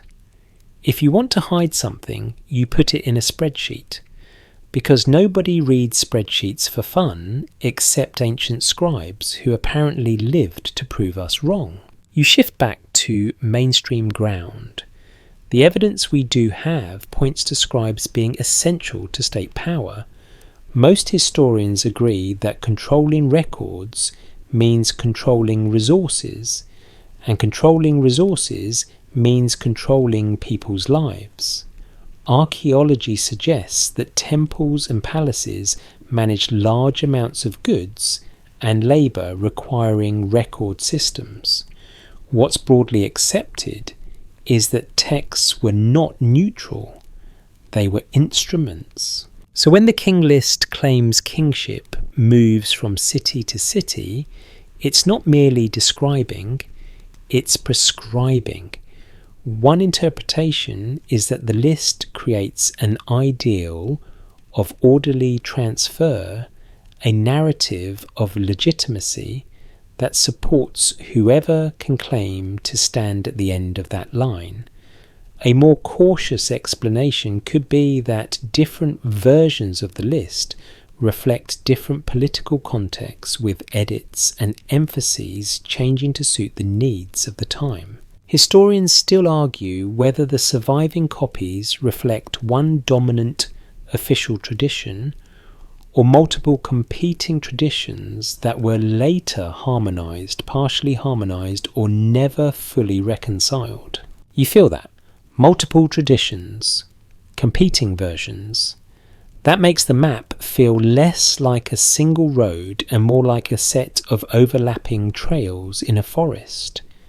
And that's realistic.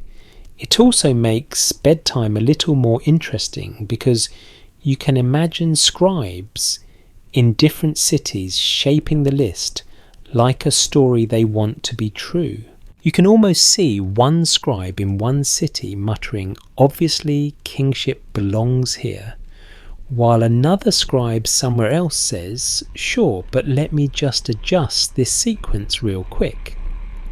And the clay very patiently takes both versions like a neutral medium that refuses to pick sides. Joke number 3. Soft. The ancient world didn't have comment sections, so scribes did their arguing by editing lists, which is the most polite form of drama you can ask for. Now you bring your attention to the pin motif again. On your mental table, you are no longer only pinning cities. You are pinning documents.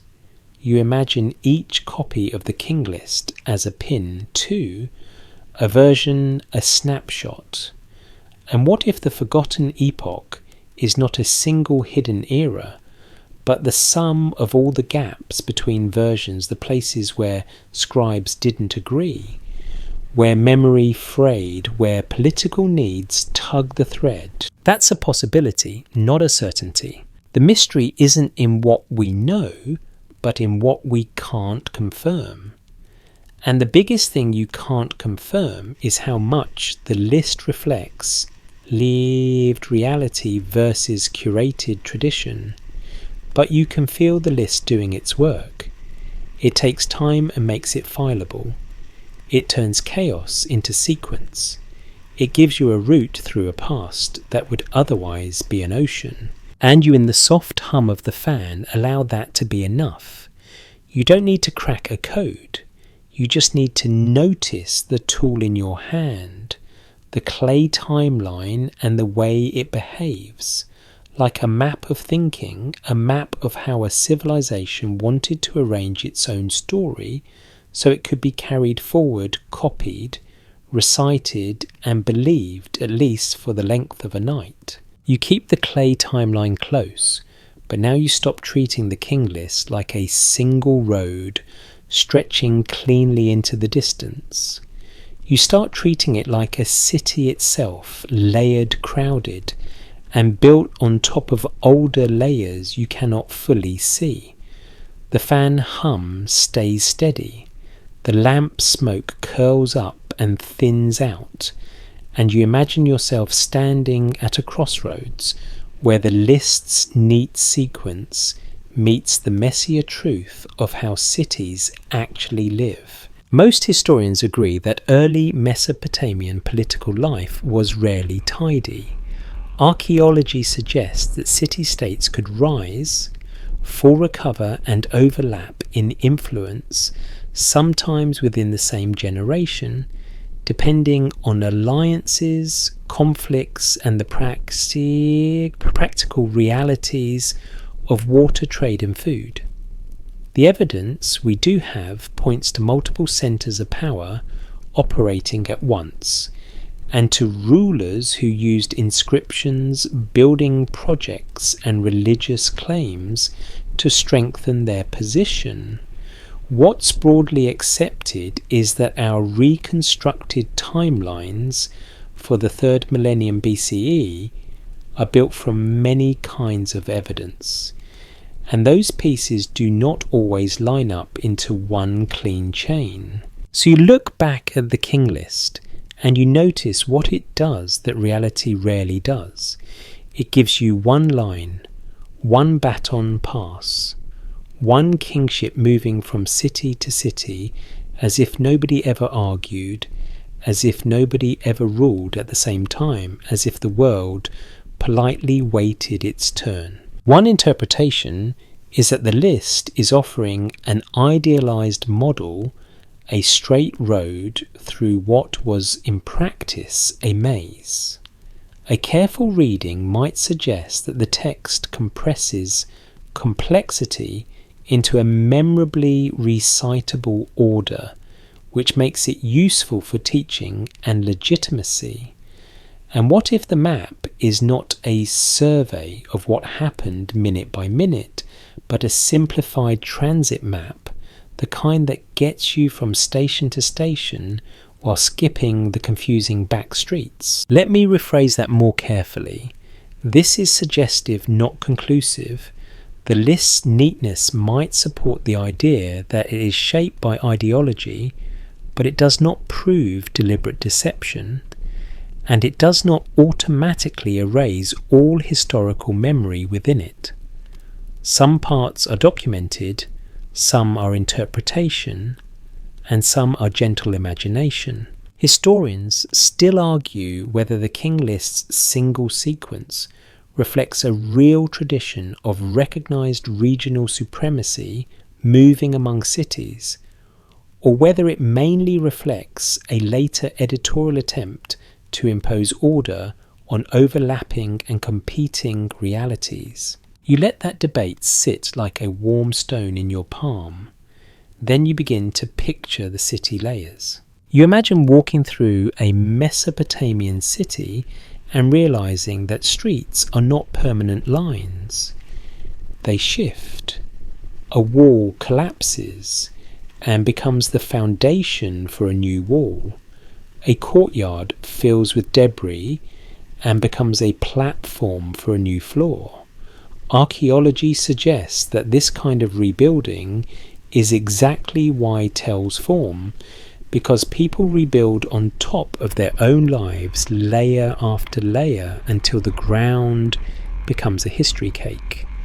The evidence we do have points to literal layers of habitation and sometimes layers of destruction and repair, all compressed into the earth. Now you apply that same image to dynasties. Dynasties are the streets on the King List, but in reality they are layered streets. One dynasty might not vanish when another appears. A rival city might be rising while another is still strong. A ruler might claim a grand title even while negotiating with neighbouring powers.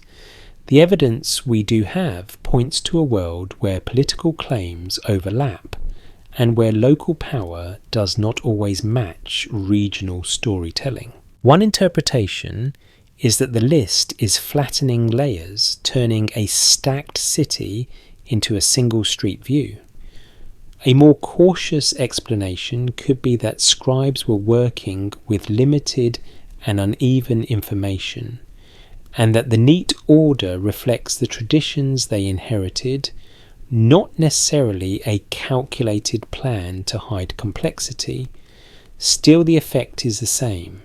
You get a straight road, where reality was a tangle of lanes. Joke number 1, very gentle. The King List is basically saying, please form a single file line for history, and history replies, no, while doing 3 things at once, and spilling barley everywhere.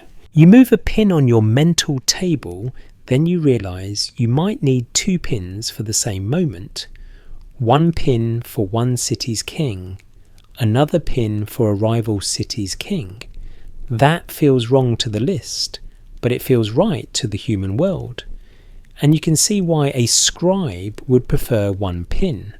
1 pin is calming, 2 pins are a headache, 10 pins are a full-time job. Most historians agree that the early dynastic period includes both competition and shared cultural patterns with similar temple forms, artistic motifs, and administrative practices appearing across multiple cities.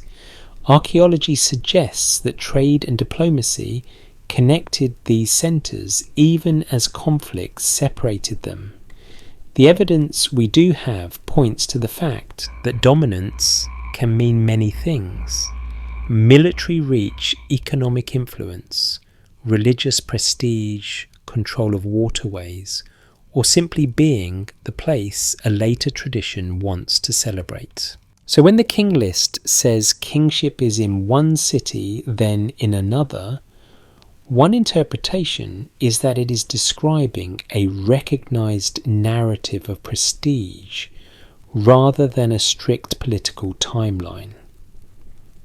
A careful reading might suggest the list is mapping legitimacy, not just events.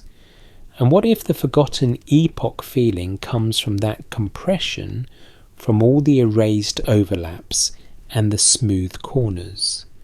The parts that refuse to fit neatly into a single line. That's a possibility, not a certainty. Now you bring in a quirky tidbit framed gently. A popular rumour claims that the King List deliberately hides co-rulers and overlapping reigns to protect the illusion of orderly transfer, like a carefully edited family photo where someone got cropped out because it was awkward. This theory isn't widely accepted, and the evidence is thin, but it points to something real ancient texts often present: an ideal version of order, and they do not always show the mess behind the curtain. If we treat it as a possibility rather than a conclusion, it encourages you to read the list as rhetoric as well as memory. Joke number 2, soft. Somewhere an ancient scribe is the first person to discover the power of editing, and civilization immediately becomes 30% more presentable. You sit with that, and you feel the bedtime calm return, because you are not required to untangle the whole knot. You only need to notice that the knot exists. The evidence we do have points to the fact that other sources sometimes challenge a single tidy sequence. Archaeology suggests that local evidence can highlight the importance of a city that the King List treats briefly, and inscriptions can promote rulers in ways that do not always align with a smooth handoff narrative. Most historians agree that reconstructing this period involves comparing multiple lines of evidence, and that our certainty varies by region and time. So you hold the King List as one voice in a choir, a loud voice, a confident voice, but still one voice. One interpretation is that the list is singing the melody of kingship, while other sources provide harmony dissonance and the occasional off-key shout from the back row. A more cautious explanation could be that the list was never meant to answer every question. It was meant to provide a framework. And frameworks are like maps. They reduce, they simplify, they guide. Let me rephrase that more carefully. A map that simplifies can still be useful even if it is not complete. The mystery isn't in what we know, but in what we can't confirm, and one of the hardest things to confirm is how much overlap the list has smoothed out. Joke number 3, whisper light.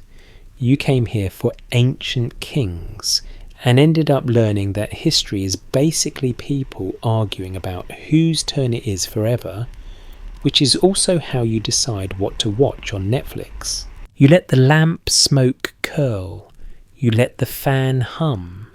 You move your pins with gentleness, acknowledging that the straight road of the list is a design path through layered streets, and you keep walking that path anyway, because even a simplified map can carry you forward, and because the act of following it carefully with solid ground separated from mist is its own quiet kind of navigation through time.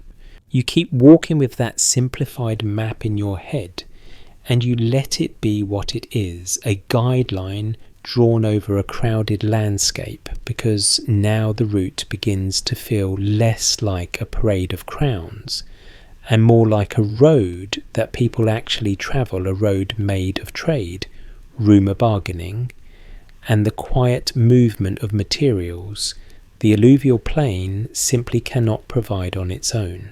Most historians agree that Mesopotamia, especially southern Mesopotamia, lacks many key resources that complex societies want, like timber for large beams, good building stone and certain metals. Archaeology suggests that this scarcity did not stop cities from growing.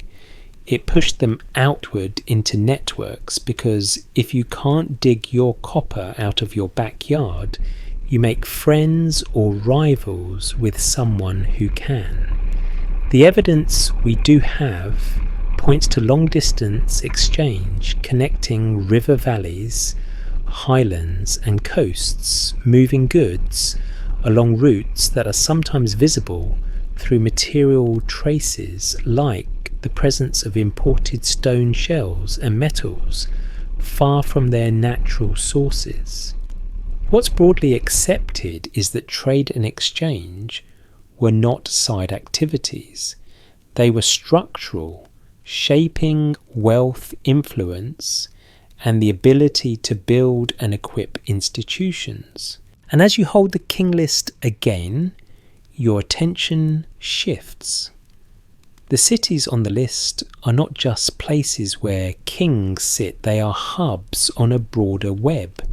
One interpretation is that the list's centre of gravity follows not only political prestige but also the logic of exchange routes, waterways and access points, the places where goods funnel in and out like breath.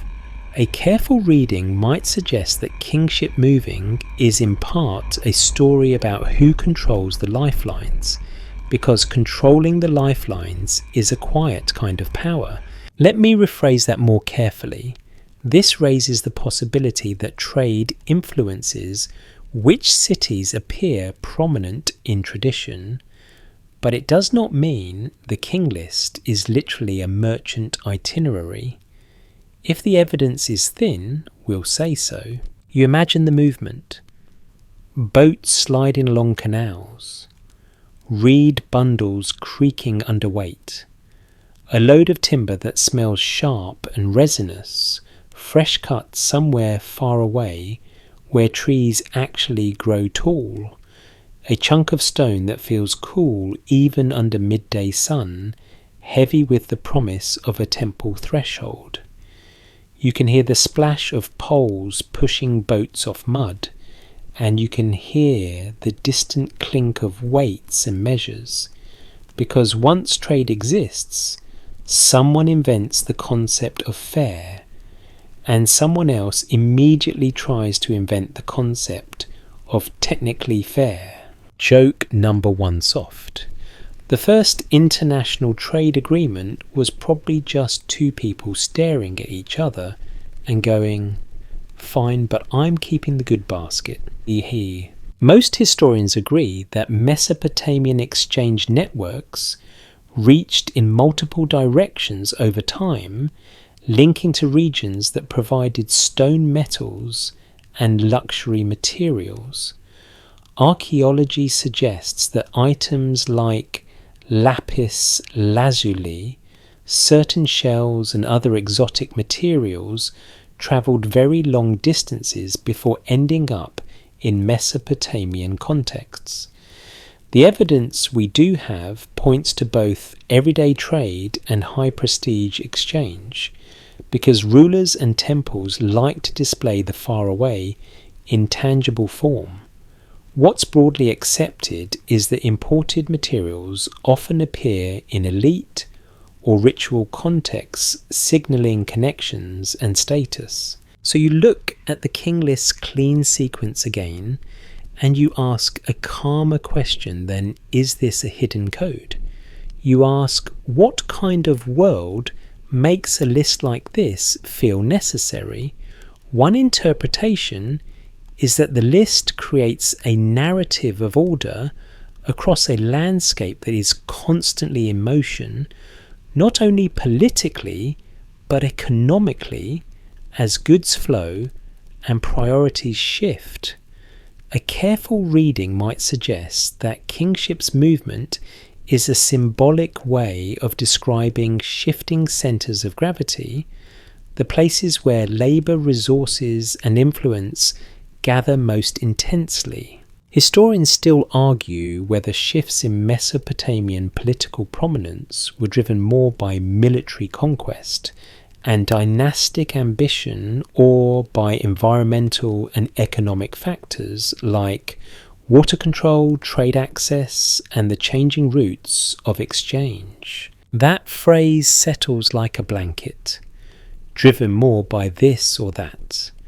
The answer can be both, and bedtime loves both, because it means you don't have to pick a fight with the entire academic universe at 1 a.m. You drift into the idea that trade leaves a kind of invisible map over the land, a map made of needs and solutions. Cities rise where waterways meet, where goods can be redistributed, where craftsmen can gather, where temples can store and ration. Most historians agree that institutions in Mesopotamia managed large amounts of goods, and archaeology suggests that administrative practices supported distribution and storage.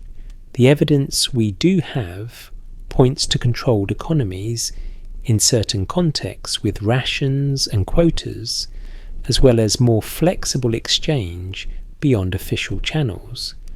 What's broadly accepted is that the economic life of these cities was layered with formal and informal currents running together like a main canal and a dozen side channels. Now the map idea returns in a new shape. What if the king list is pointing you toward the nodes, the stations where influence concentrates, not because it wants you to find buried treasure, but because it wants you to accept a worldview where legitimacy is tied to the places that can sustain order?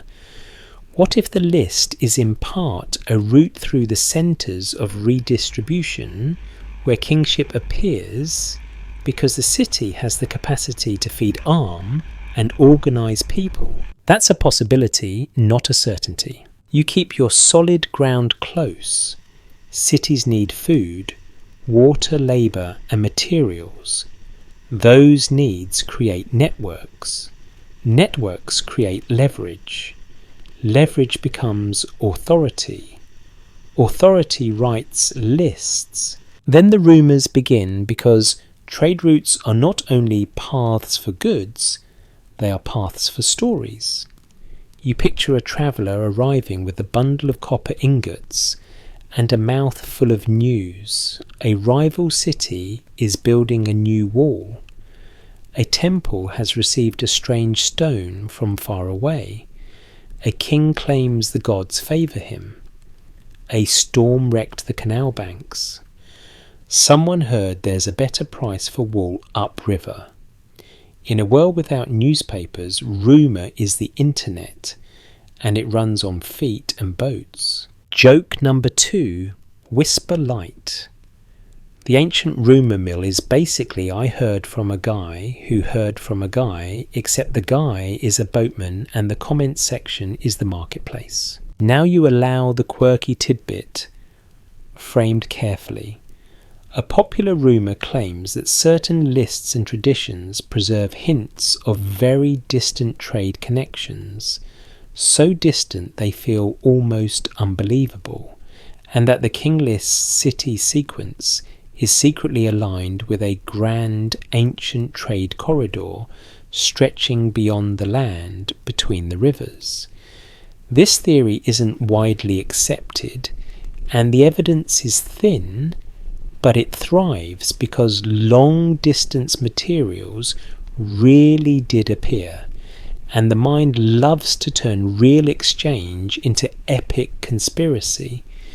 If we treat it as a possibility rather than a conclusion, it can encourage you to notice how extraordinary early connectivity can be without requiring any hidden map.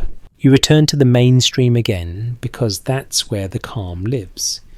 The evidence we do have points to Mesopotamian cities being deeply connected to one another and to neighbouring regions through trade and diplomacy. Archaeology suggests that materials travelled through chains of exchange, sometimes passing through many hands, which means the presence of a material doesn't always reveal a single direct route. Most historians agree that interpreting trade patterns requires caution because objects move in complicated ways and stories move even more complicatedly. One interpretation is that the King List might reflect the reputation cities built through both power and connectivity. A careful reading might suggest that when kingship is said to be in a city, the phrase is doing more than placing a throne, it's placing an aura, an assumption that this city is a central node in the world, as the scribes understand it. A more cautious explanation could be that the list's sequence is mostly political ideology, and that trade is just the background hum, not the conductor. Either way, the hum is there. You feel that hum now, like the fan in your room, steady and almost musical. The fan becomes a small echo of the ancient world's constant movement, boats, sliding markets, murmuring storehouses, creaking people, hauling bundles of reeds and grain. You keep moving the pins on your mental table, but now each pin has strings attached, not only to other cities, but to distant places beyond your map's edge, places where stone and metal are dug, where timber is cut, where shells are gathered. The forgotten epoch feeling returns not as a lost Atlantis, but as the vastness of a network you can sense but can't fully trace. Let me rephrase that more carefully. That vastness might support the idea that the King List's neat storyline sits on top of complex economic realities, but it doesn't let us read the list as a coded merchant chart. The mystery isn't in what we know, but in what we can't confirm, and we can't confirm exactly how the list sequence relates to the shifting arteries of trade. Joke number 3, soft. You're trying to follow a Bronze Age economy while half asleep, which is like trying to fold a fitted sheet in the dark. Technically possible, emotionally questionable. And yet you keep going because the route is calming.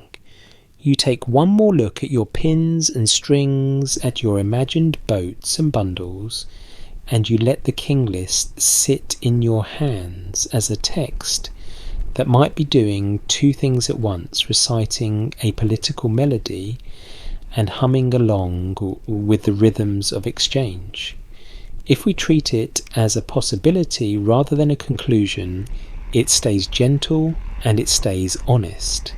You don't need the list to be a secret map to feel how the world beneath it moves quietly, endlessly, carrying goods and stories along the same river of time. You keep the pins and strings in your mind, but you let the trade routes blur into something softer, because now the night wants you to look upward, not in a dramatic way, not like you're about to decode the universe with a telescope, but in the simple ancient way of checking the sky, because your calendar, your harvest, and your sense of order depend on it. The fan hum stays steady.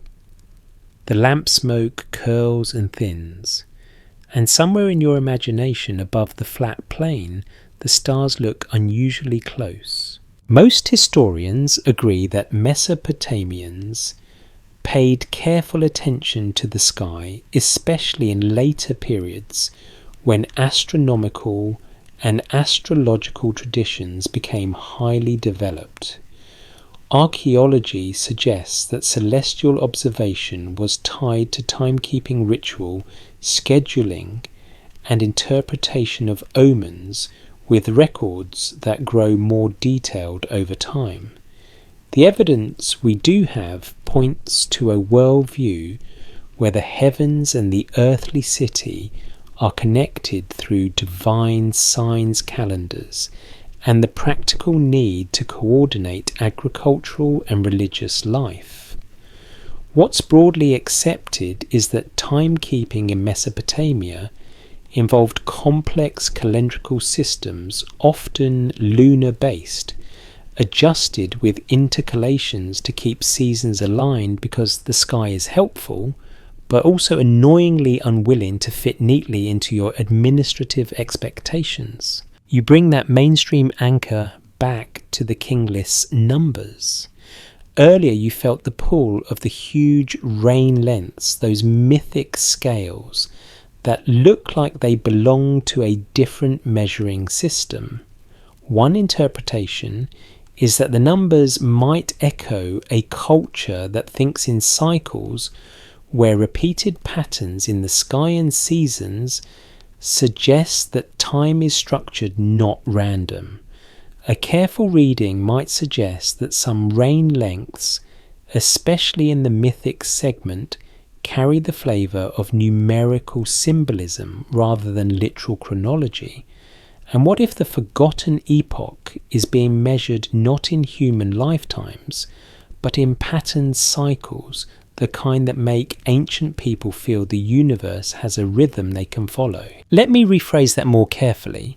This raises the possibility that numbers and cycles influenced how scribes expressed antiquity, but it does not prove the King List is a coded star chart. If the evidence is thin, we'll say so.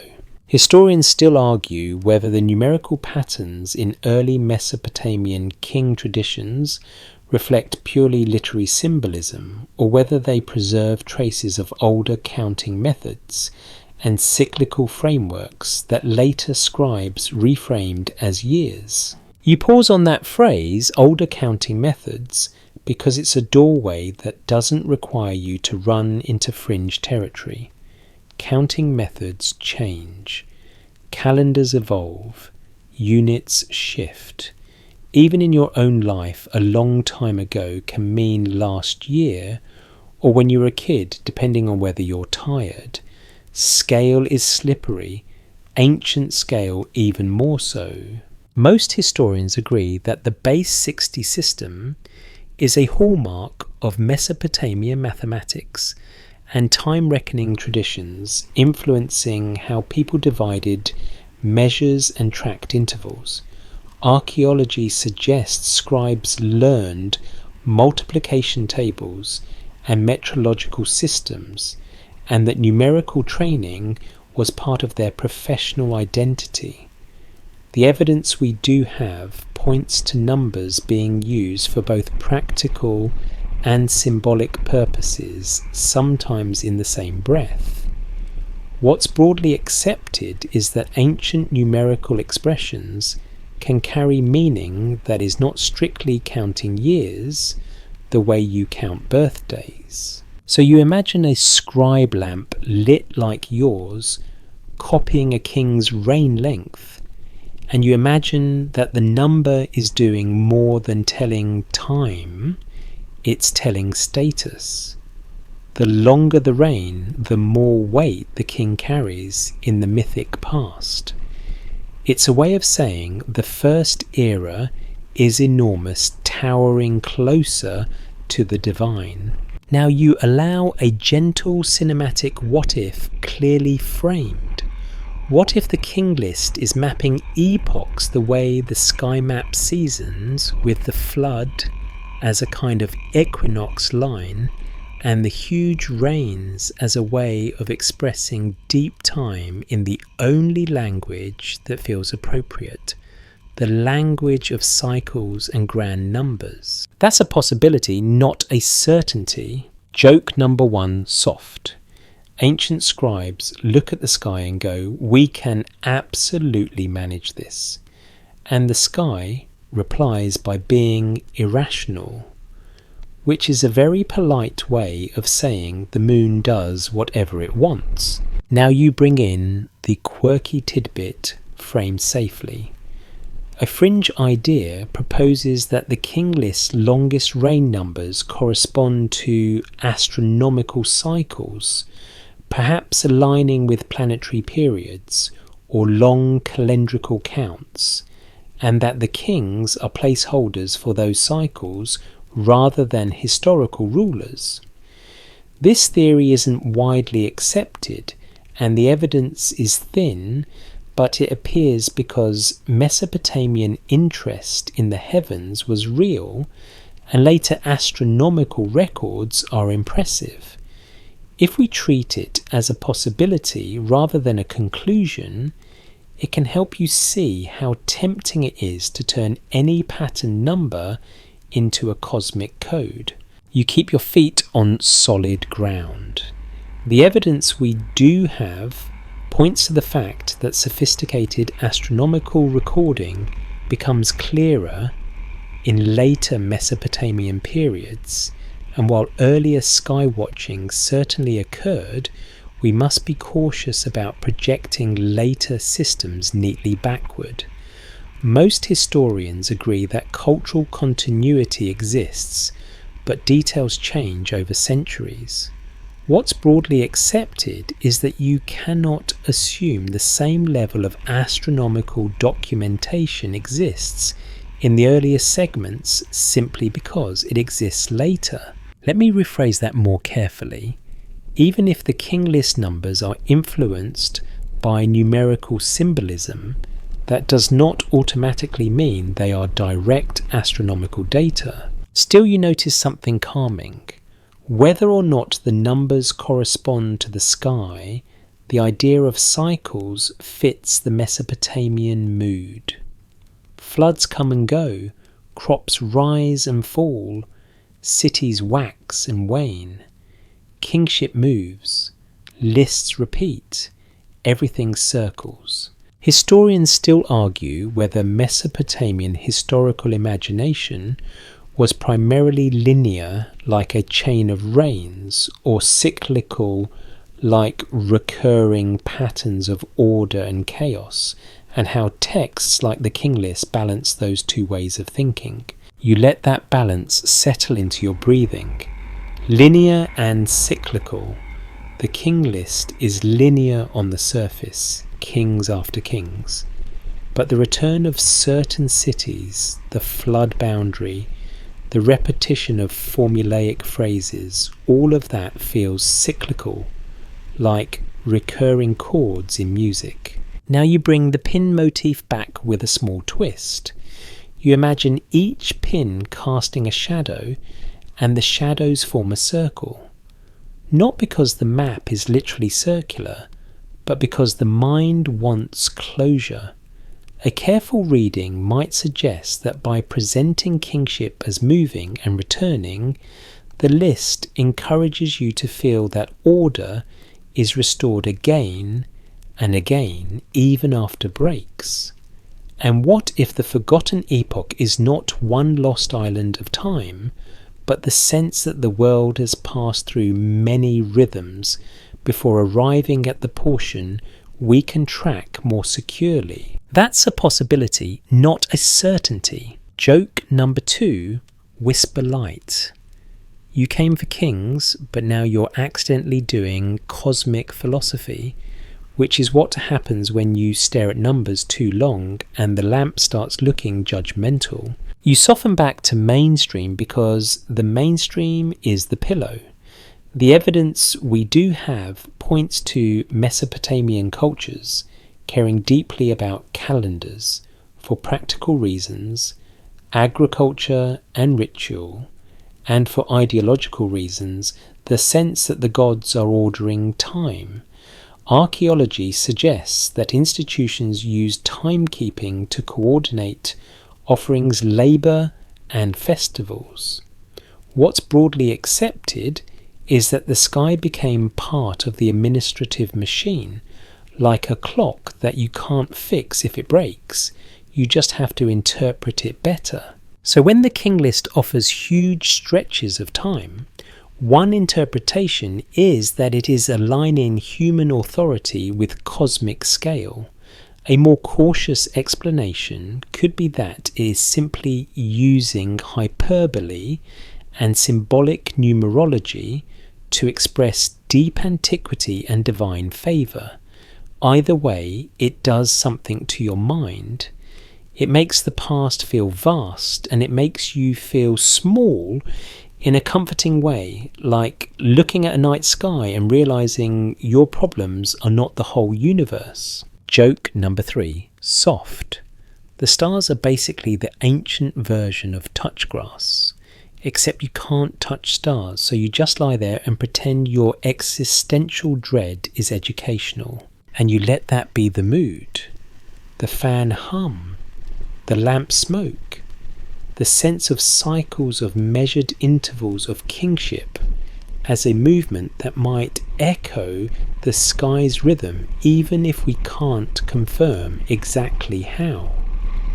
You keep the solid ground separate from the mist, and you keep walking the route calmer now, because even if the map is not solvable, it is readable in a softer way as a guide to how humans try to make time make sense under a sky that never stops turning.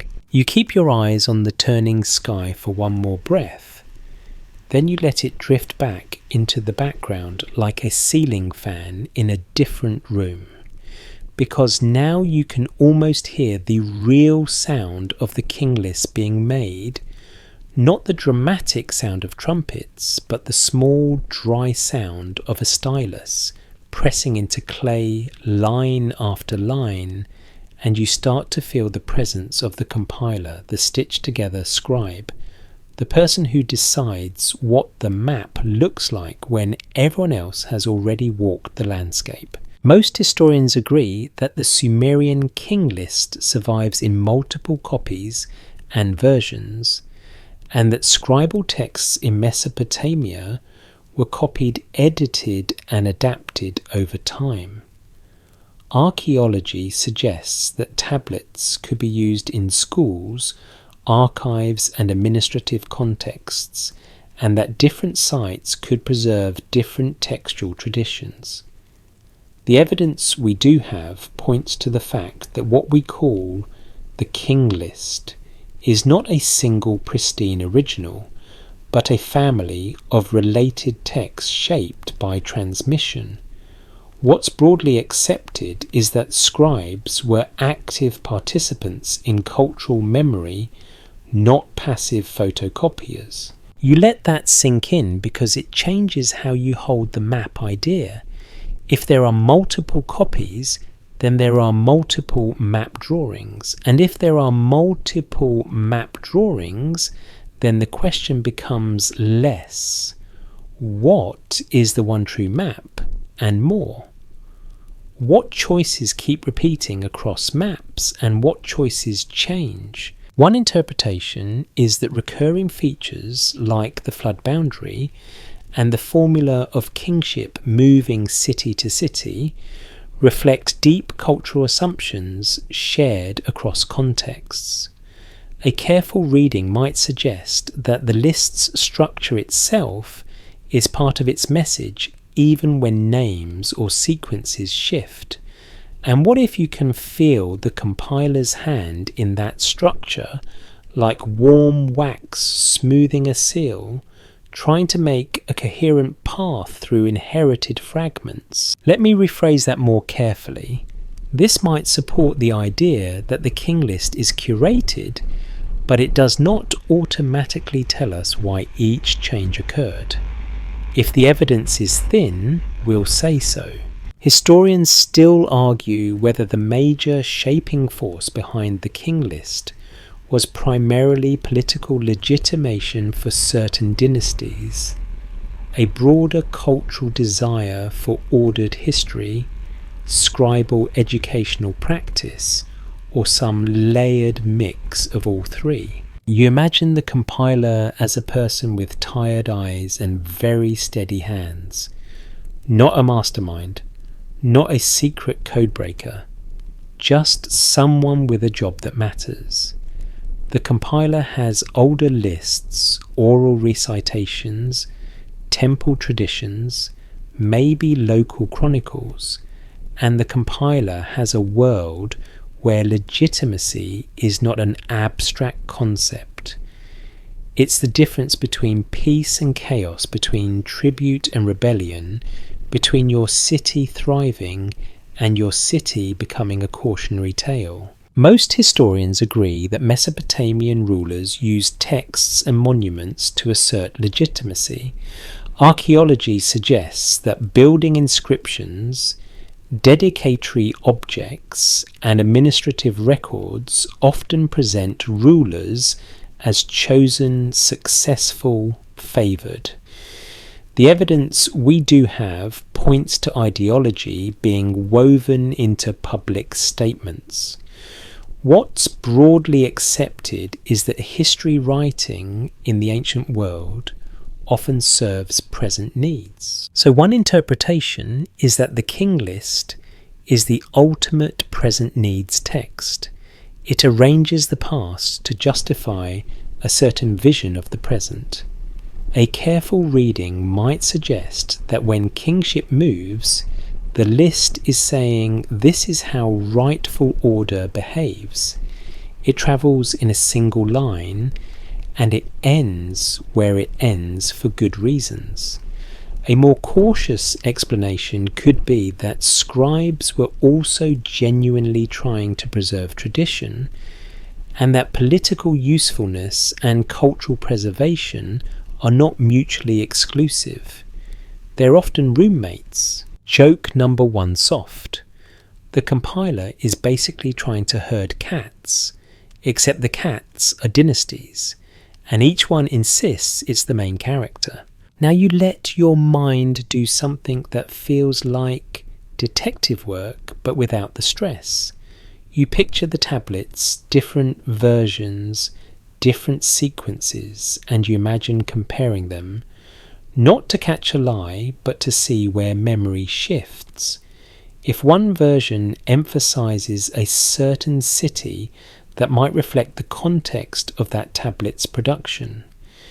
If another version includes a different ordering, that might reflect a different tradition. The evidence we do have points to textual variation being normal in ancient scribal culture.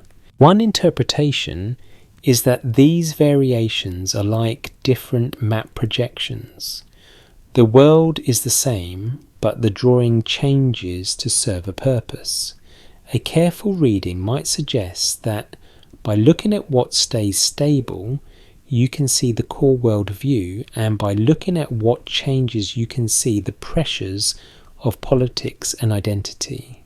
Historians still argue whether the King List's variations reflect local rivalry among cities and dynasties, or whether they reflect broader shifts in scribal ideology and historical thinking over time. You let that sit, and you return to your pin motif.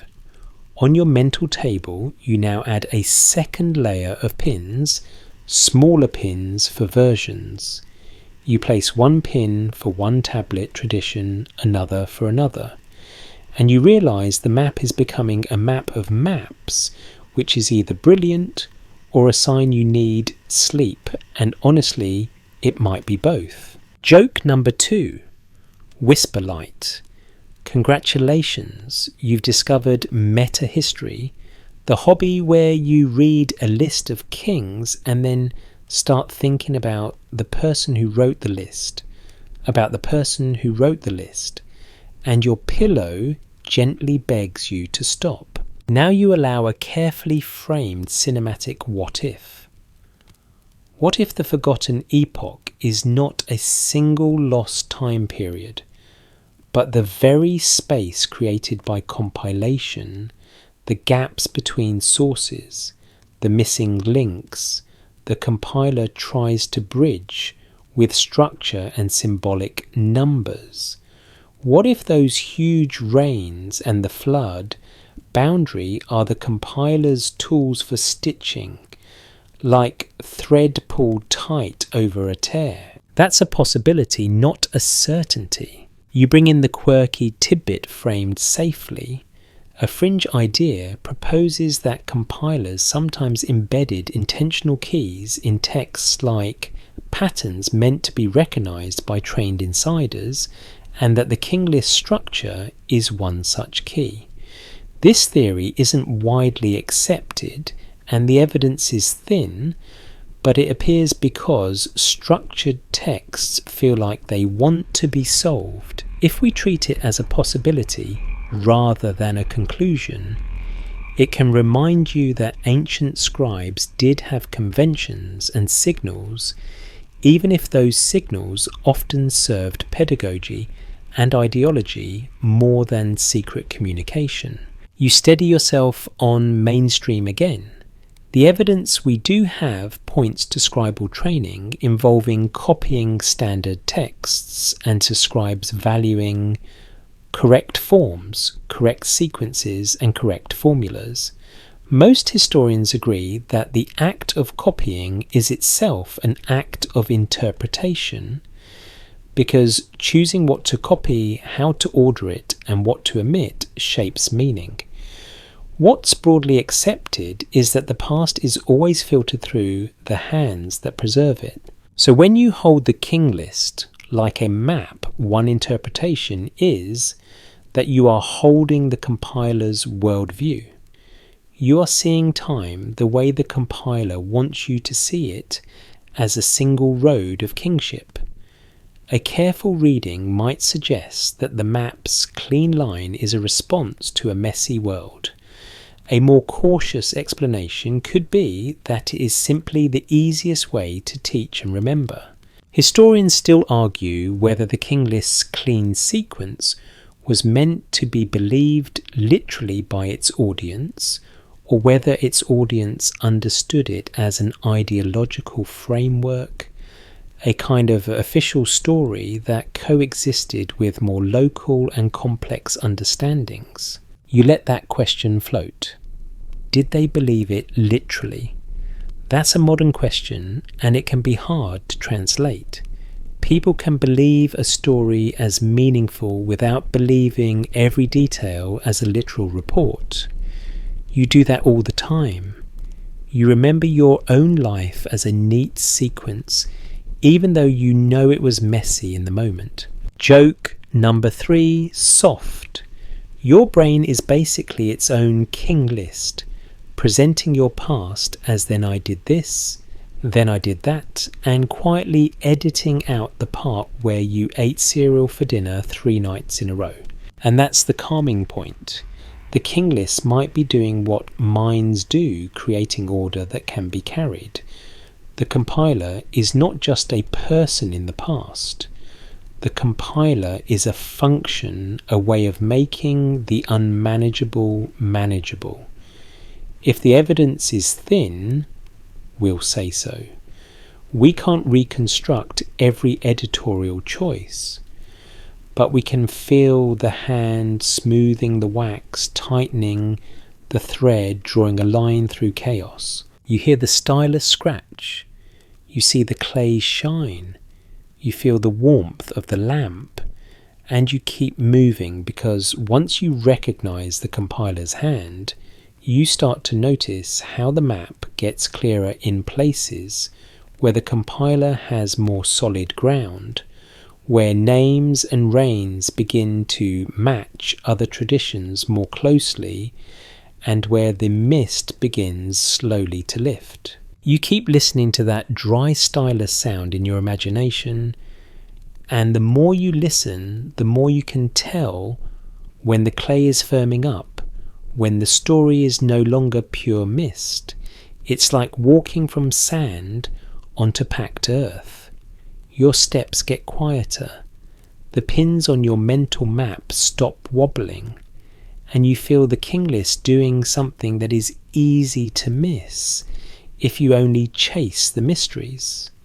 It starts to meet the world of other evidence more often, not perfectly, not with absolute certainty, but enough to change the texture of the reading. Most historians agree that the later portions of the Sumerian King List contain reign lengths and sequences that look more historically plausible than the mythic opening, and that some names and dynasties can be compared with other texts, inscriptions, and archaeological contexts.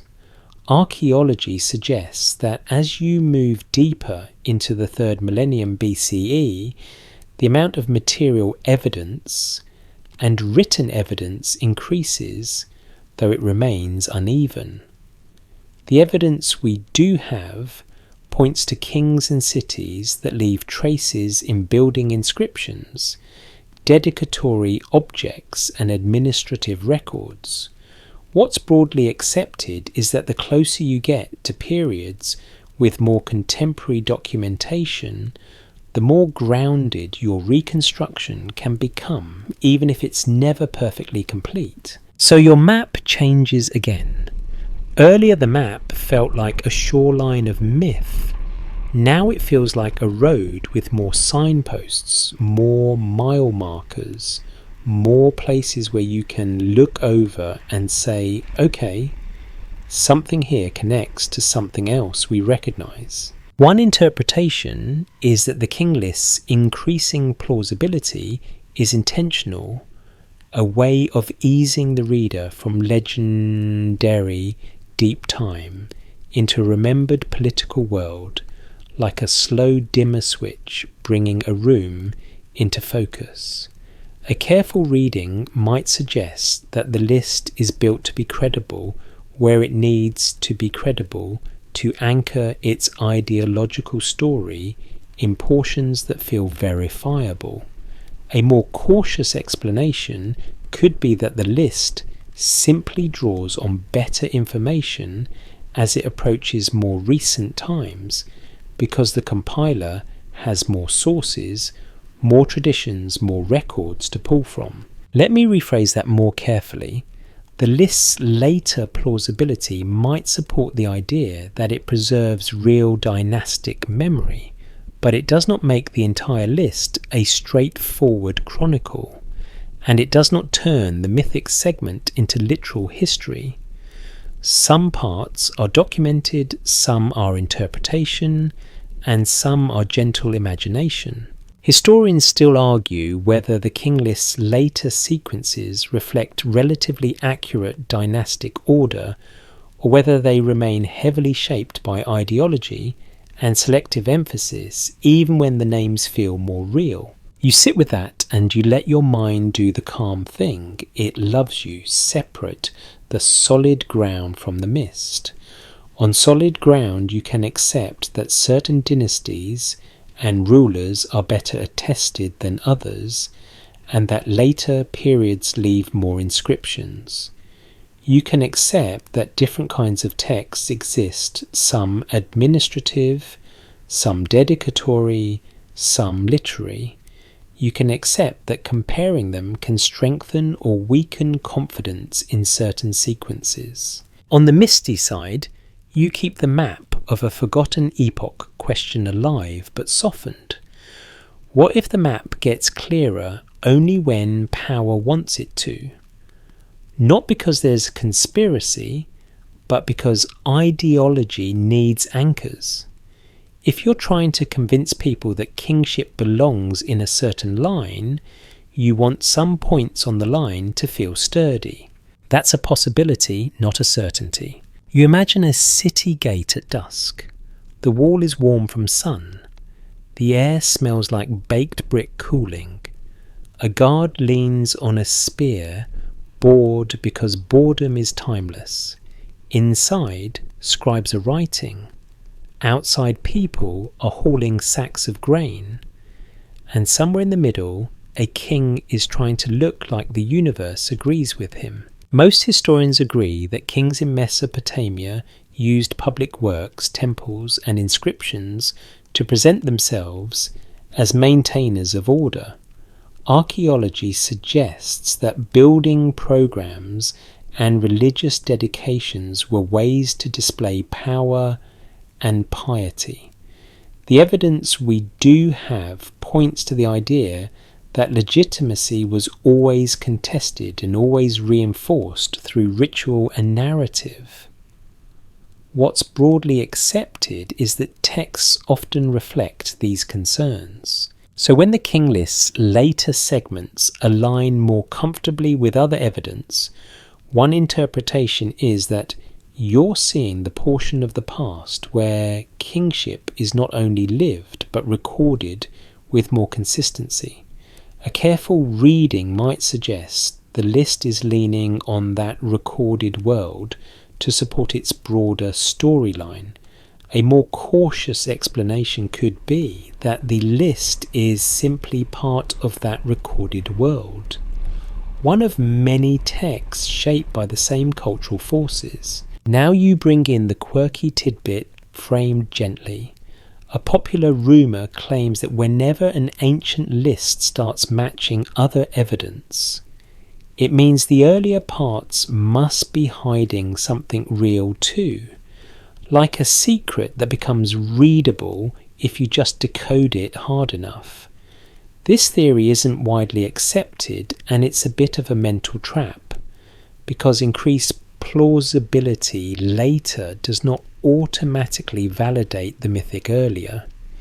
If we treat it as a possibility rather than a conclusion, it can remind you to resist the urge to backfill certainty into fog. Joke number 1. Soft. Your brain loves to say, if the last pages are believable, the first pages must be true too. And your brain is also the same organ that thinks you can scroll social media for 5 minutes and stop, so maybe we don't let it drive. Now you allow a cinematic what if clearly framed.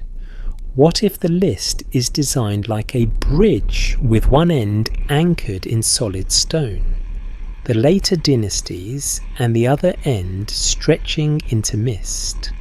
The mythic beginnings and the bridge's purpose is not to prove the mist is stone, but to let you walk toward it without falling. That's a possibility, not a certainty. Historians still argue whether the King List's overall narrative is best understood as an evolving tradition that gradually absorbed more historical data, or as a political instrument that selectively curated history to serve later regimes, or as some combination that shifts from section to section. You feel how that from section to section matters.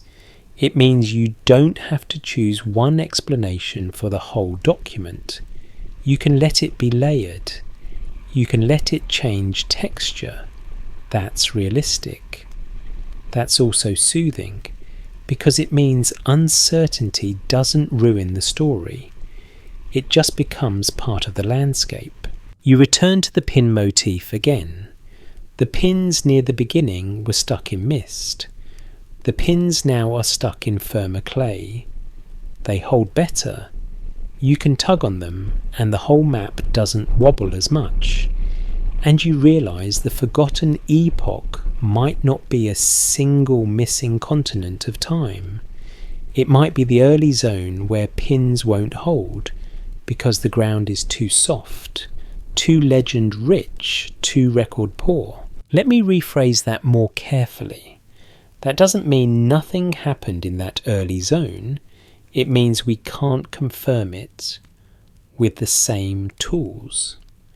The mystery isn't in what we know, but in what we can't confirm. Joke number 2, whisper light.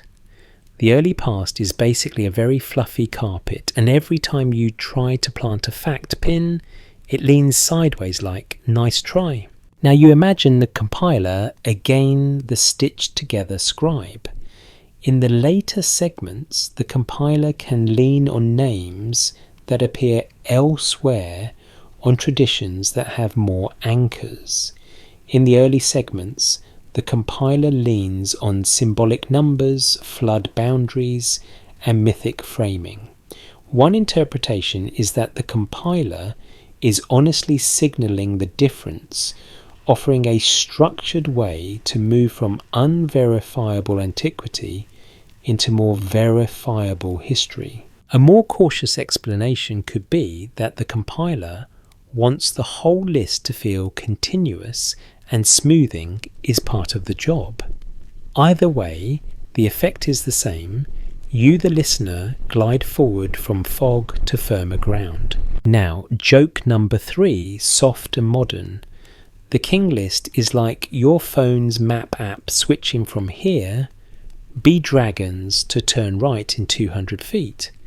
And you feel weirdly relieved, even though you weren't actually going anywhere. You breathe. The fan hum continues. The lamp smoke curls. You stay calm. You keep the language careful. You don't claim certainty where it isn't earned.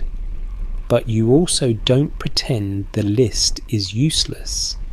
On the contrary, it's useful because it shows you how a civilization tried to stitch its own deep story to its own lived politics using whatever tools it had. Numbers, names, cities, and the quiet authority of a list that looks like it knows what it's doing. And you keep walking, because if the map gets clearer here, it's not the end of the journey. It's the moment you realise how the map works, how it gains credibility, how it spends it, and how it invites you to keep following the line even when the line leads back toward the mist. You keep the pins where they are, steady in the firmer clay, and you notice how the night air in your imagination feels different here. Less shoreline, more interior room. Like you've stepped into a corridor lined with shelves, each shelf holding a version of the past.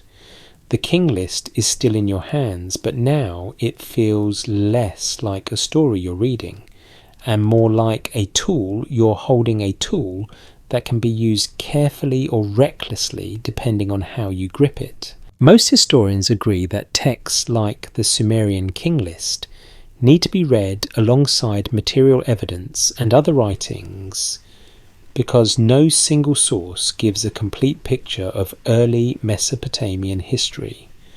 Archaeology suggests that political realities were often complex, with overlapping influences changing alliances and environmental pressures shaping outcomes. The evidence we do have points to the fact that the King List simplifies, selects, and frames.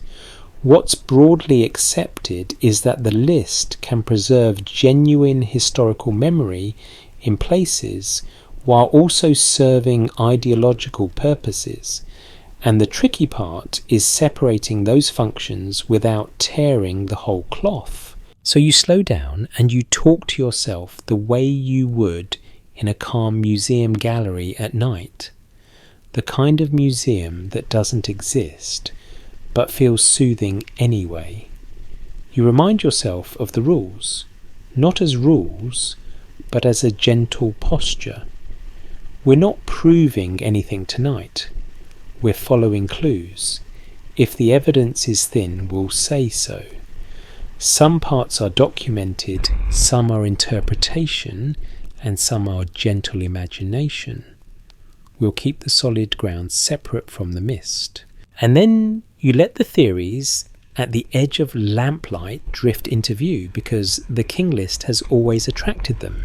It's a text that invites the human mind to hunt for patterns, and pattern hunting is basically the brain's favourite hobby, besides worrying about tomorrow for no reason. Most historians agree that there's no full consensus on every detail of how the King List should be interpreted even within mainstream scholarship. because questions remain about compilation purpose and historical correspondence. Archaeology suggests that our knowledge is uneven, with some cities and periods better attested than others. The evidence we do have points to gaps, missing links, and shifting traditions.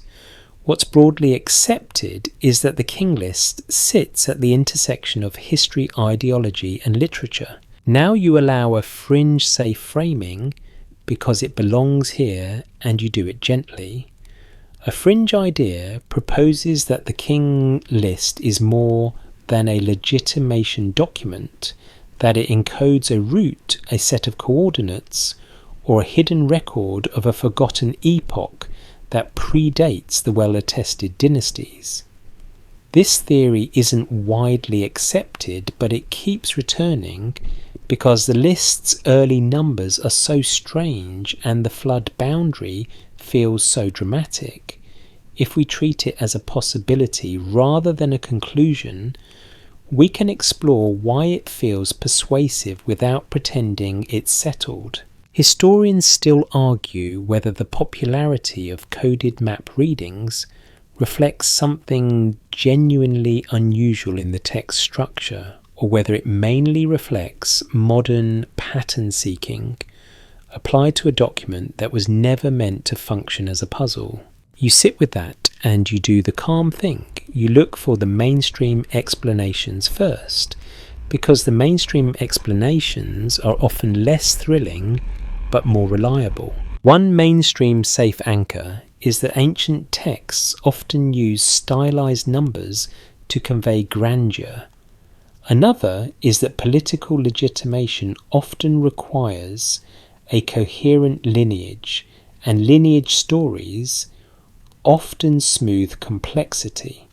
Another is that scribal education favours texts that can be copied and memorised, which encourages formula and pattern.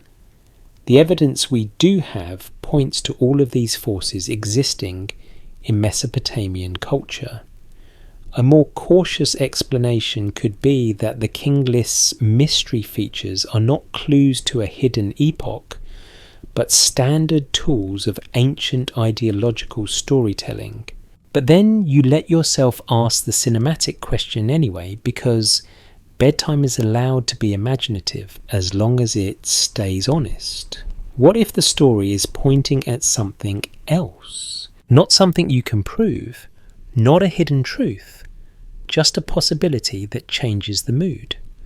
What if the King List is a map in the sense that it trains you to move through time, to treat cities as stations, to treat the flood as a boundary, to treat numbers as signals of distance between eras, and to treat kingship as a transferable flame? That's a possibility, not a certainty. Joke number one soft. The King List is either a solemn ideological document or the ancient world's most confusing board game manual, and you're just here trying to enjoy it without flipping the table. You return to the pin motif and you imagine turning the map slightly like rotating a paper map on your knees, because sometimes the pattern appears only when you change perspective. One interpretation is that the list can be read as a cultural map of legitimacy, showing which cities are imagined as rightful centres of order at different times. A careful reading might suggest that the list sequence reflects a mental geography of prestige, not a literal geography. The map is inside the culture's head. And this is where you can handle the forgotten epoch in a responsible way. The forgotten epoch may simply be the zone of the past that is structurally important to identity, but materially hard to confirm the deep antiquity that cultures fill with mythic kings, because the desire for roots is stronger than the evidence. The mystery isn't in what we know, but in what we can't confirm. Now you bring in a quirky tidbit framed carefully. A popular rumour claims that ancient king lists across cultures sometimes hide references to prehistory, that their earliest segments are distorted records of migrations, cataclysms, or lost social orders. This theory isn't widely accepted, and the evidence is thin, but it persists because human memory often compresses time and turns slow change into sudden events. If we treat it as a possibility rather than a conclusion, it can help you see why forgotten epoch language appears so naturally in the human imagination. Historians still argue whether mythic First King traditions preserve any recoverable historical information at all, or whether they are primarily symbolic narratives about the origins of order. You let that phrase, origins of order, settle into the room like a warm blanket, because that might be the simplest way to understand why the King List exists. It's not only saying who ruled, it's saying that rulership itself is meaningful, that order has a lineage, that chaos is not the final word. Now you do a gentle self-correction because it keeps the tone trustworthy. To be clear, this is debated. When we talk about the King List as a map, we are using a metaphor, and we are exploring an interpretation. We are not claiming it is literally a coded chart. That's a possibility, not a certainty. Joke number 2, Whisper Light. If you're disappointed that we're not unearthing a secret treasure map, remember that the real treasure is getting sleepy without spiraling into doom, scrolling, which is frankly rarer than gold. You breathe. You keep the steady cadence. You think about how a map can be useful even if it's not literal. The King List may be mapping how a civilization wants to remember itself. It may be mapping which cities matter, which transitions matter, which boundaries matter. It may be mapping the idea that kingship moves in an orderly way, even if reality was messy. And then you let yourself paint a calm, imagined scene clearly framed as imagination. You imagine the compiler laying out older traditions like pieces of cloth. A strip of myth here, a strip of political memory there, a strip of city prestige there. The compiler stitches them with numbers and formulas, with the flood as a seam. The result is not a perfect photograph of the past. It's a quilt. And quilts are meant to cover you, not to document every thread. Joke number 3. Soft. The King List is basically the ancient family tree someone draws at a reunion, except it covers 10,000 years and everyone insists their branch is the main one. You let that thought be the bridge to the final stretch. The map is not something you solve tonight. It's something you hold. It's a way of seeing that keeps solid ground, separate from mist, that respects what's broadly accepted, while still allowing the gentle thrill of what if.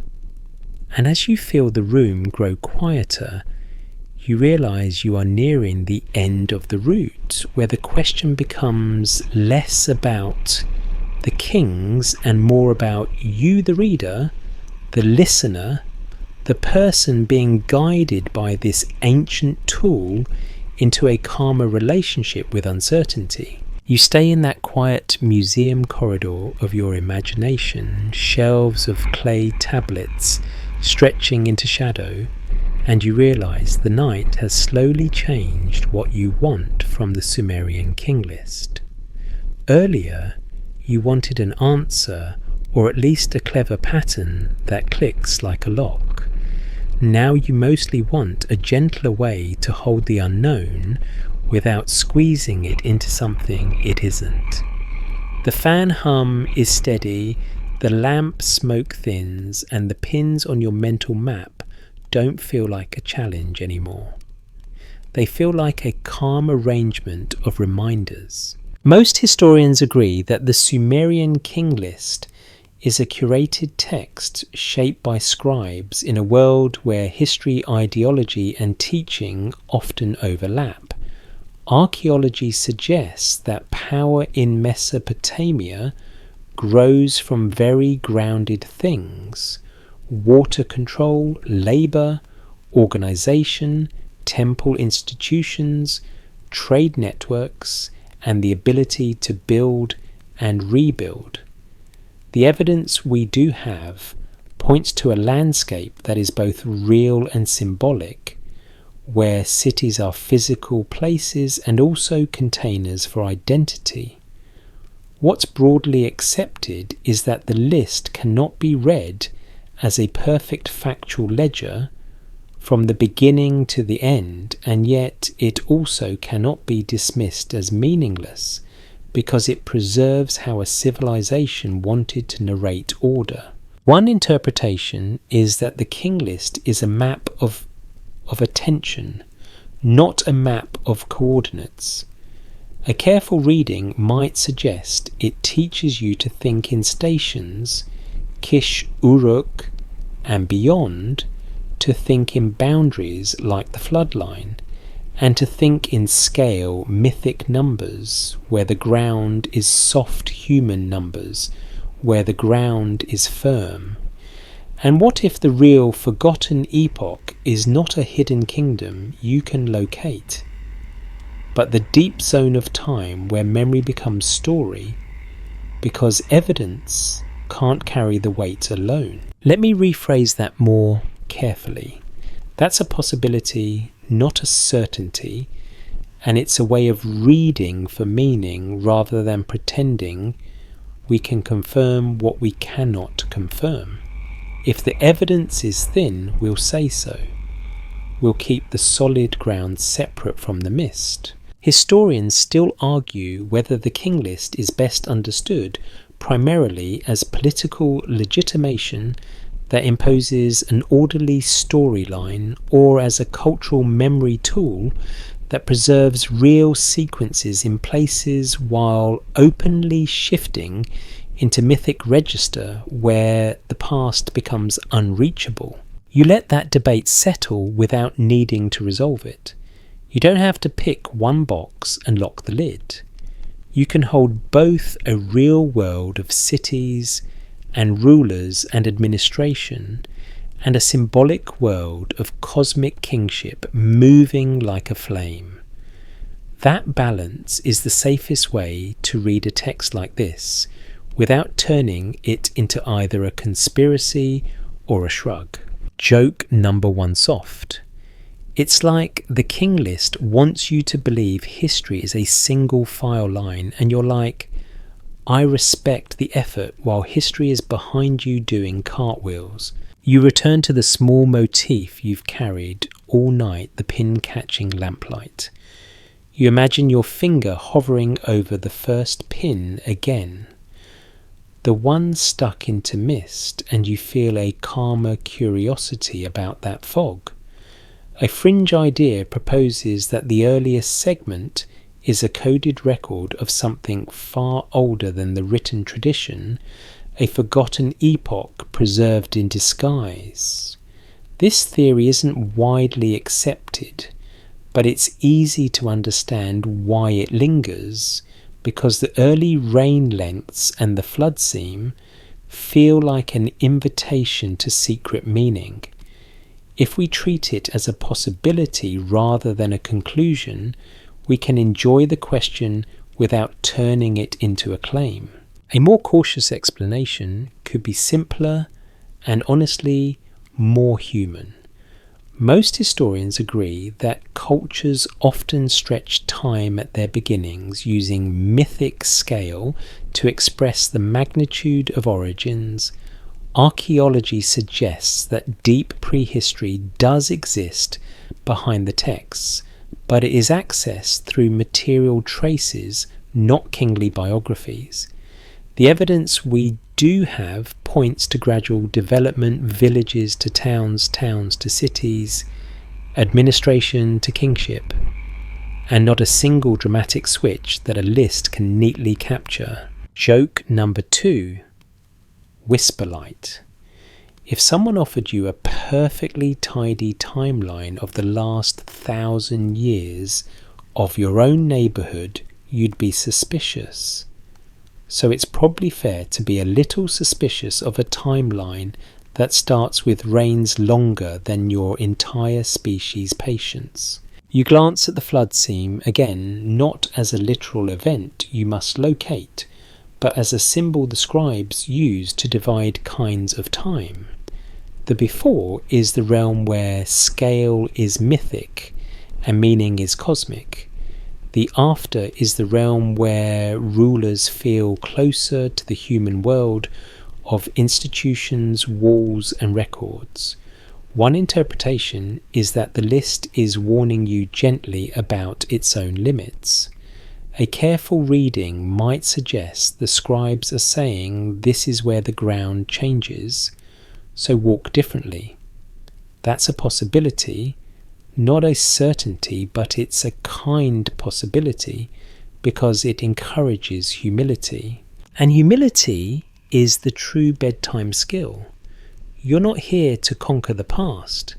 You're here to let the past become a quiet room you can sit in for a while, listening to the sound of stylus on clay, listening to the way people try to make meaning out of water, sky trade conflict, and the sheer stubborn need to keep going. One interpretation is that the King List as a map is less about discovering where a forgotten epoch was and more about discovering how a civilization pictured the movement of legitimacy through time. And what if that's the point you can carry into your own life, that you can tell yourself a story that gives order without pretending it removes all uncertainty? Let me rephrase that more carefully. That's not a lesson the text proves.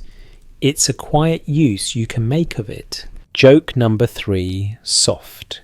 If you can't find certainty, at least you can find a comfortable chair. And the King List is basically offering you one carved from clay and mild existential questions. Now the night begins to soften and you stop moving pins for a while. You let the map sit. You let the fan hum become the only rhythm you need. You let the lamp smoke curl and disappear. And you allow the final what if to become very small and very gentle, like a candle turning low, because the strongest mysteries are sometimes the ones you don't rush to solve. Some parts are documented, some are interpretation, and some are gentle imagination. The evidence we do have points to cities, texts, institutions, and a real human world of work and belief. The mystery isn't in what we know, but in what we can't confirm. And you can feel your mind relaxing around that like fingers unclenching. Now you move into the wind down and you slow everything on purpose. You imagine the clay tablet cooling in your hands the way warm clay slowly becomes room temperature, the way the edges feel smooth where a scribe's thumb once turned it over. You picture the river outside the city walls, not flooding, not threatening, just flowing in the moonlight, a dark ribbon that keeps going, whether anyone writes about it or not. You picture a quiet courtyard where reeds sway softly and you hear the smallest sounds, a distant dog sighing a basket, creaking the hush of night air over packed earth. Most historians agree that these people lived with uncertainty every day. Weather, water, harvest, rivalry, and they still built temples, kept records, told stories and made lists. Archaeology suggests that their world was physical and practical, full of work and repairs and ordinary meals. And it's possible that the King List, with all its strange numbers and sweeping claims, is also just a human thing, a way to say, we belong to a long line. We are not starting from nothing. Order has roots. You don't have to solve the roots tonight. You don't have to decode the earliest rains. You don't have to decide whether the flood seam points to one event or many memories. You can let it be a puzzle, an open question, a debated interpretation. You can let the solid ground stay solid, and you can let the mist stay mist, and you can still enjoy the feeling of walking along the edge of both. So you set the tablet down gently, like placing a stone beside a bed. You let the pins on your mental map blur into soft points of light, like distant stars that don't demand answers. You breathe in slow and easy, and you breathe out longer, as if you're letting the last of the day's noise leak out through your ribs. And as the fan hum smooths the silence into something velvety, you let the forgotten epoch become what it's safest to be tonight, not a certainty, not a claim, but a quiet space where curiosity can rest.